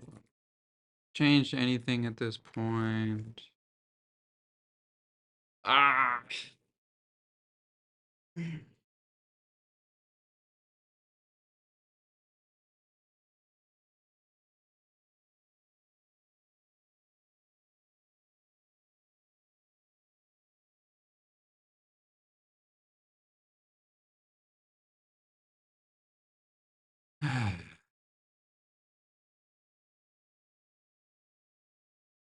Well, we move, we return the new vector, then we change it by turning. So we've hopefully flipped, like, the only thing that I could think of is that we have an off by 1 issue somewhere.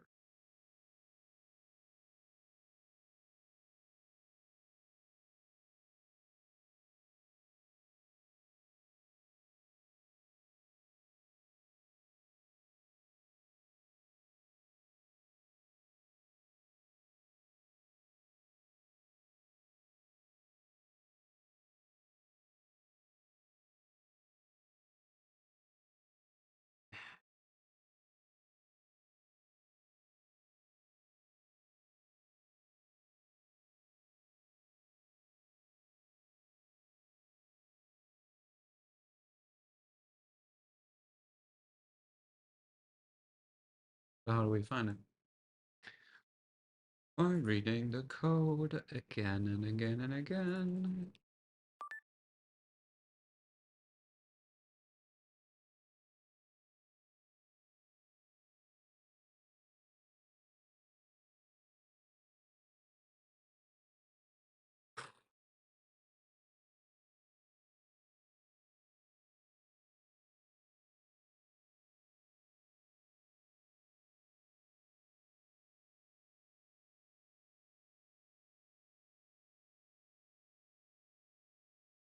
I don't know. I need to take a break. I've already spent like 50 minutes on this.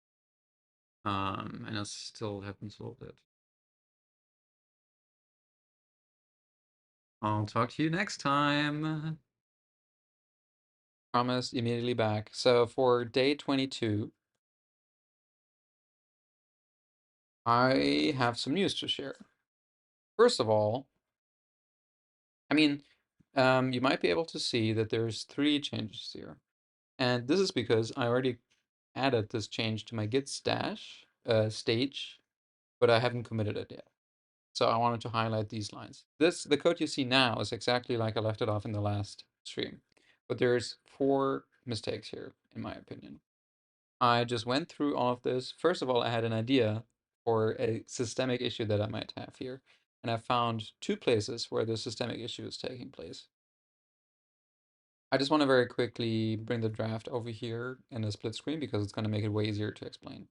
As you can see, these conditions for number 5 and also the condition for number 6 are imperfect because all I'm checking is if the x value is equal to 102, so if it's this row, but that also goes in here. So this is causing issues. So the values where I'm putting a t here, these are overlap for this condition. It's going to trigger for these values incorrectly.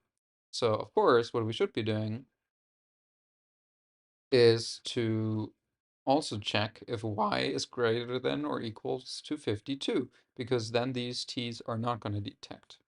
And the same is of course true for number 6, because here we're just checking if x is equal to 102, doing nothing else whatsoever. So of course we should add this change. Now you might already be able to peek into these 3 things that are wrong down here. So first of all, we already encountered this before. If you want to be able to, oops, no, I'm spoiling the answer already.